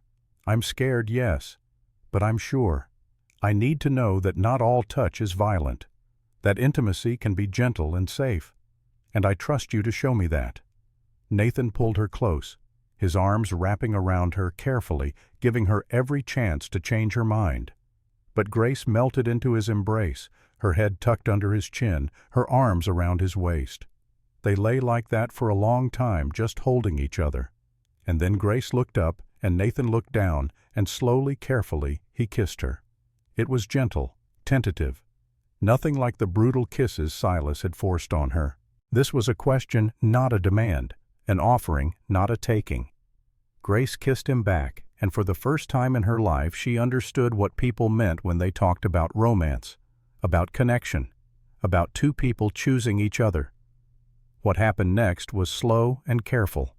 Nathan checked in with her, constantly making sure she was okay, giving her control. And Grace discovered something profound. Intimacy didn't have to be about power or control. It could be about trust, about vulnerability, about two people healing each other. Afterwards, lying in Nathan's arms, Grace cried, not from pain or regret, but from relief, from joy, from the understanding that her body was hers again, that pleasure was possible, that she could experience touch without fear. "Thank you," she whispered into the darkness. "Thank you for being patient, for showing me what this could be." "No," Nathan said, his voice rough with emotion. "Thank you for trusting me, for giving me a reason to live again instead of just existing. You saved me too, Grace. Don't ever forget that." They fell asleep tangled together, and for the first time since her mother died, Grace slept through the entire night without nightmares. The next morning, Grace woke to find Nathan watching her with a soft expression. "Morning?" he said quietly. "Morning." She stretched, feeling pleasantly sore in ways that didn't hurt. "How long have you been awake?" "A while. I was just thinking." "About what?" "About how lucky I am to have you here, to have a second chance at this, at family." Grace smiled, reaching up to touch his face. "I was thinking the same thing, about second chances, about how sometimes the worst things that happen to us lead to the best things. I wouldn't say what happened to you was anything but evil, but I'm grateful it led you here." They spent the morning in bed talking quietly about everything and nothing, about their childhoods, about their dreams for the future, about the ranch and the life they were building together. Eventually, though, work called. Nathan had cattle to check, and Grace wanted to work in her garden. They dressed and went about their day, but there was a new ease between them, a new intimacy that went beyond the physical. They were partners now, true partners, in every sense of the word. As weeks turned to months, Grace continued to heal. The nightmares became less frequent. The flinching at sudden movements stopped almost entirely. She laughed more, smiled more, became more of who she'd always been meant to be. One day, about 3 months after Silas's arrest, Grace was in town picking up supplies when she saw a familiar face. Sheriff Clayton. "Mrs. Holbrook," he said, tipping his hat. "I'm glad I ran into you. I got word from Ohio this morning. Thought you'd want to know." "What kind of word?" Silas Blackwood was convicted. All counts. The judge gave him 20 years hard labor. He'll be an old man when he gets out. If he gets out. Grace felt something inside her let go. The last piece of fear she'd been carrying around, the worry that somehow Silas would escape justice, finally released. "Thank you," she said, "for everything you did to help me." "Just doing my job, ma'am. But I gotta say what you did, showing those scars, telling your story, that took real courage. You inspired a lot of people, including me." As Grace rode home that afternoon, supplies in the back of the wagon, she thought about courage, about survival, about the long, difficult journey from victim to survivor to something more, something stronger. She'd been through hell, had scars inside and out that would never fully disappear, but she'd survived. More than that, she'd built a life worth living. She'd found safety, found partnership, and maybe, just maybe, found love. Not the romantic, passionate love of novels, but something deeper. Something built on trust and respect and genuine care. Something real. When she got home, Nathan was waiting on the porch. He helped her unload the supplies, and as they worked together, Grace realized something. She was happy, genuinely, truly happy. For the first time in 6 years, she could look forward to tomorrow without fear, could make plans for the future without wondering if she'd survive long enough to see them through. That evening, as they sat on the porch watching the sunset, Grace took Nathan's hand. "I love you," she said simply. "I don't know when it happened. Maybe gradually over all these months, or maybe all at once that first night when you chose to sleep on the floor. But I love you, Nathan Holbrook, and I wanted you to know." Nathan squeezed her hand, his weathered face breaking into a smile. "I love you too, Grace. Have for a while now. Just been waiting for the right time to say it." "Is this the right time?" "Every moment with you is the right time." They sat together as the sun set, as the stars came out, as the vast Kansas sky stretched above them. Two broken people who'd found each other, and in doing so, found a way to be whole again. Grace Ellen Holbrook was 22 years old. She'd survived abuse, escaped torture, faced down her demons, and built a new life from nothing. And she was just getting started. The Kansas sun burned hot in the summer of 1873, but Grace Ellen Holbrook no longer feared the heat. She stood outside a new building on the edge of Abilene, a modest 2-story structure with a sign above the door that read, "Safe Haven, Shelter for Women." 5 years had changed everything. Grace was 27 now, her face fuller, her body stronger. The shadows that had haunted her eyes were gone, replaced by something else: determination, purpose, peace. Inside the shelter, 6 women sat around a large table listening as Grace spoke about self-defense, about healing, about reclaiming their lives. These were women who'd escaped situations like hers, women who'd found the courage to run. "You don't owe your abuser anything," Grace said, her voice steady and clear. "Not forgiveness, not understanding, not one more second of your life. What you owe yourself is the chance to heal, to live, to be more than what was done to you." One of the younger women, barely 20, raised a trembling hand. "But what if he finds me? What if he comes back?" Grace walked over and knelt beside her chair. "Then you fight back. And you're not alone. We're all here. We've all survived, and we'll help you survive too." After the meeting, Ruth Brennan was waiting outside, leaning against her wagon. She was 55 now, grayer, but no less formidable. "Another good session," Ruth observed. "You're a natural at this, Grace." "I learned from the best." Grace smiled at the woman who'd become like a mother to her.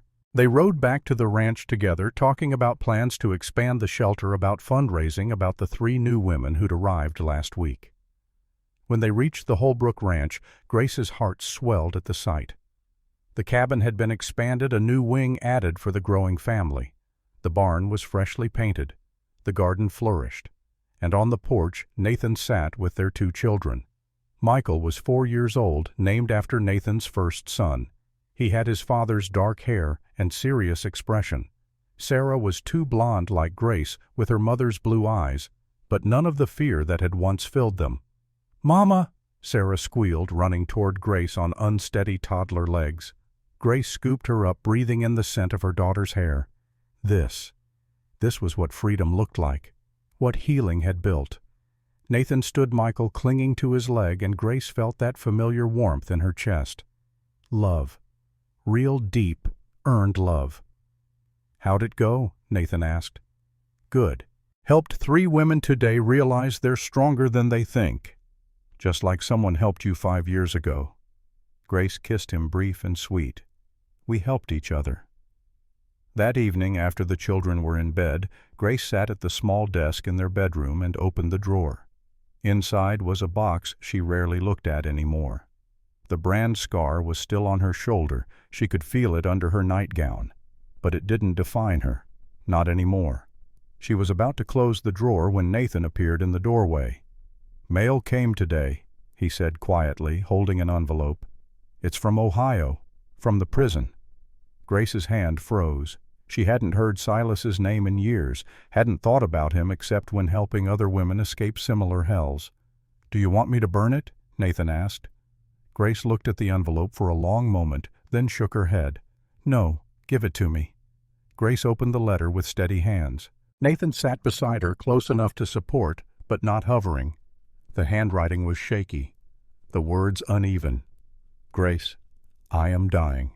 The doctors say I have weeks at most. Tuberculosis, they call it. Fitting, I suppose, that I should die drowning in my own fluids after spending so many years drowning you in fear. I don't expect your forgiveness. I don't deserve it. What I did to you was evil, not discipline, not guidance. Evil, pure and simple. I destroyed your childhood, your innocence, your sense of safety in the world. I branded you like an animal. I made you believe you were worthless when you were anything but. There is no excuse. I was a broken, cruel man who found power in hurting someone weaker. That's the truth of it. But I want you to know something. I hear you survived, that you built a life, that you married, that you have children, that you help other women escape men like me. Maybe that's the only good that came from my evil. Maybe by breaking you, I created someone strong enough to help others not break. I'll die knowing I failed to destroy you, and that's more punishment than any prison could give me. I don't ask for your forgiveness. I ask only that you remember this. What I did to you says everything about who I was and nothing about who you are." Grace read the letter twice, then carefully folded it and placed it back in the envelope. "What do you want to do with it?" Nathan asked gently. Grace stood and walked to the fireplace. She held the letter over the flames for a moment, watching the edge begin to curl and brown. Then she pulled it back. "No," she said. "I'm going to keep it. Not because he deserves any part of my life, but because someday one of those women at the shelter is going to ask me if it gets better, if the abuser ever understands what they did. And I want to be able to show them this, to show them that yes, sometimes they understand. But understanding doesn't erase the damage, and we don't heal because they finally see the truth. We heal because we choose to, despite them." Nathan stood and wrapped his arms around her. "You're remarkable, you know that.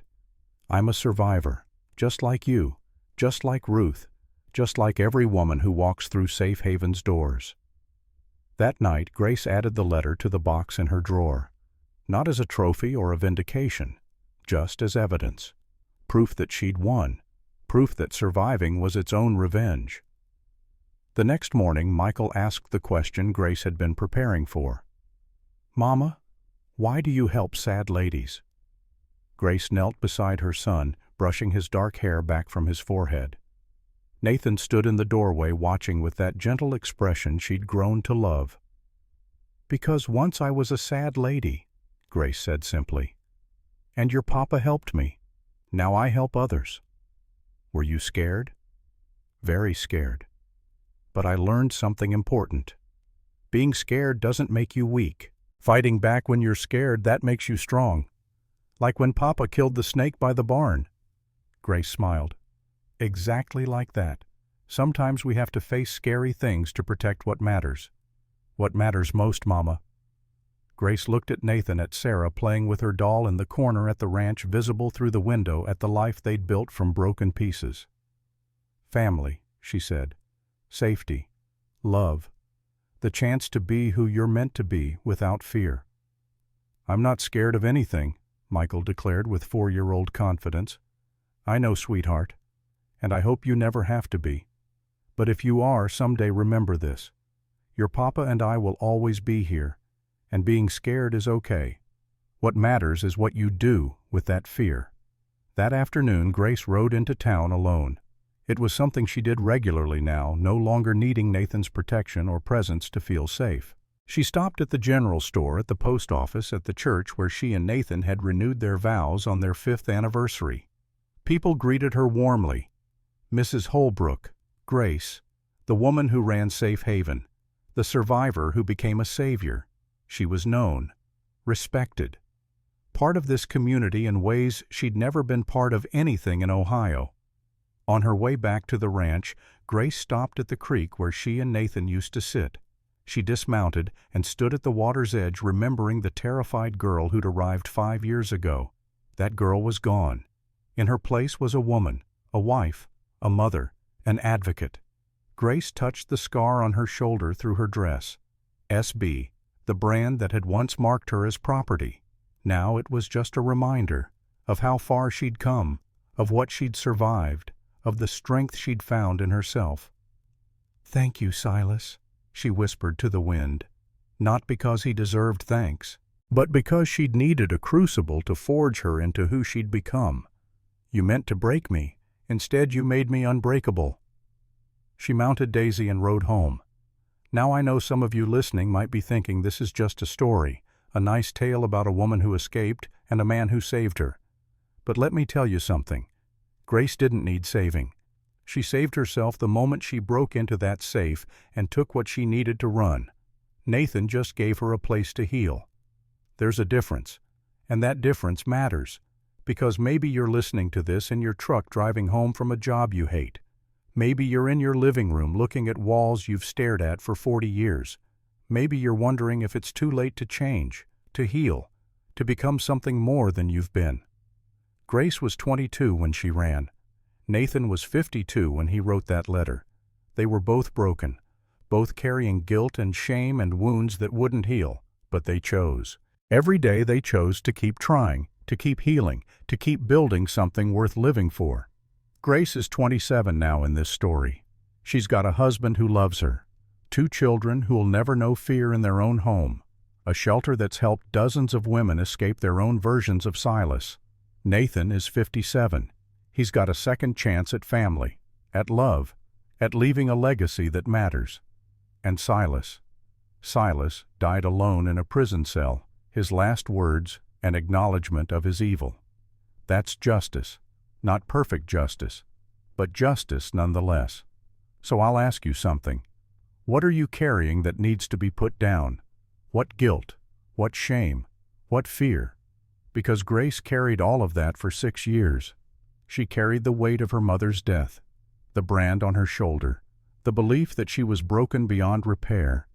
And then one day, she decided to run, to try, to risk everything on the slim chance that maybe, just maybe, life could be different. That's not special. That's not heroic. That's human. That's what we all can do when we're pushed far enough. The question is, how far do you need to be pushed before you decide to run? Before you decide to change? Before you decide that surviving isn't enough anymore, that you want to actually live? Grace would tell you it's never too late. Nathan would tell you the same. And Silas, if he could speak from his grave, would tell you that evil doesn't win unless good people choose to do nothing. So do something. Choose something. Change something. Because that's the real story here. Not that Grace escaped, but that she chose to keep choosing every day to be more than what was done to her. And you can too. Now, if this story meant something to you, I want to hear from you. Leave a comment telling me where you're listening from and what time it is right now. Tell me if you've ever had to run from something. if you've ever had to rebuild yourself from scratch. And if you know someone who needs to hear this, someone who's carrying too much, someone who's forgotten that they're stronger than they think, share this with them. Because sometimes a story is just a story, but sometimes it's a lifeline. Thanks for listening, partner. Until next time. Nathan with Michael on his shoulders, Sarah holding his hand, all three laughing. Ruth and Grace riding horses together, two survivors side by side. The scar on Grace's shoulder visible as she changes clothes. No shame anymore, just acceptance. Grace's journal final entry visible. Spring 1873. Today I taught 3 women how to shoot. One of them cried afterward, said she never thought she'd feel powerful. I told her what Nathan told me. You were always powerful. You just forgot for a while. I'm 27 now, married 5 years, mother of 2. But more than that, I'm free. If you're reading this years from now, maybe you're my daughter. Sarah grown up, remember this? Your worth is not determined by what others do to you. It's determined by what you choose to do with what's left. Choose to live. Choose to heal. Choose to be more than your scars. I did, and it saved my life. Grace Ellen Holbrook, Spring 1873. Final shot. Grace and Nathan on the porch at sunset, children playing in the yard, the vast Kansas sky stretching forever above them. Grace's voice soft but certain. We made it, Nathan. We really made it. Nathan. We did, and it's only the beginning. They hold hands as the sun sets, 2 broken people made whole, and the screen fades to black.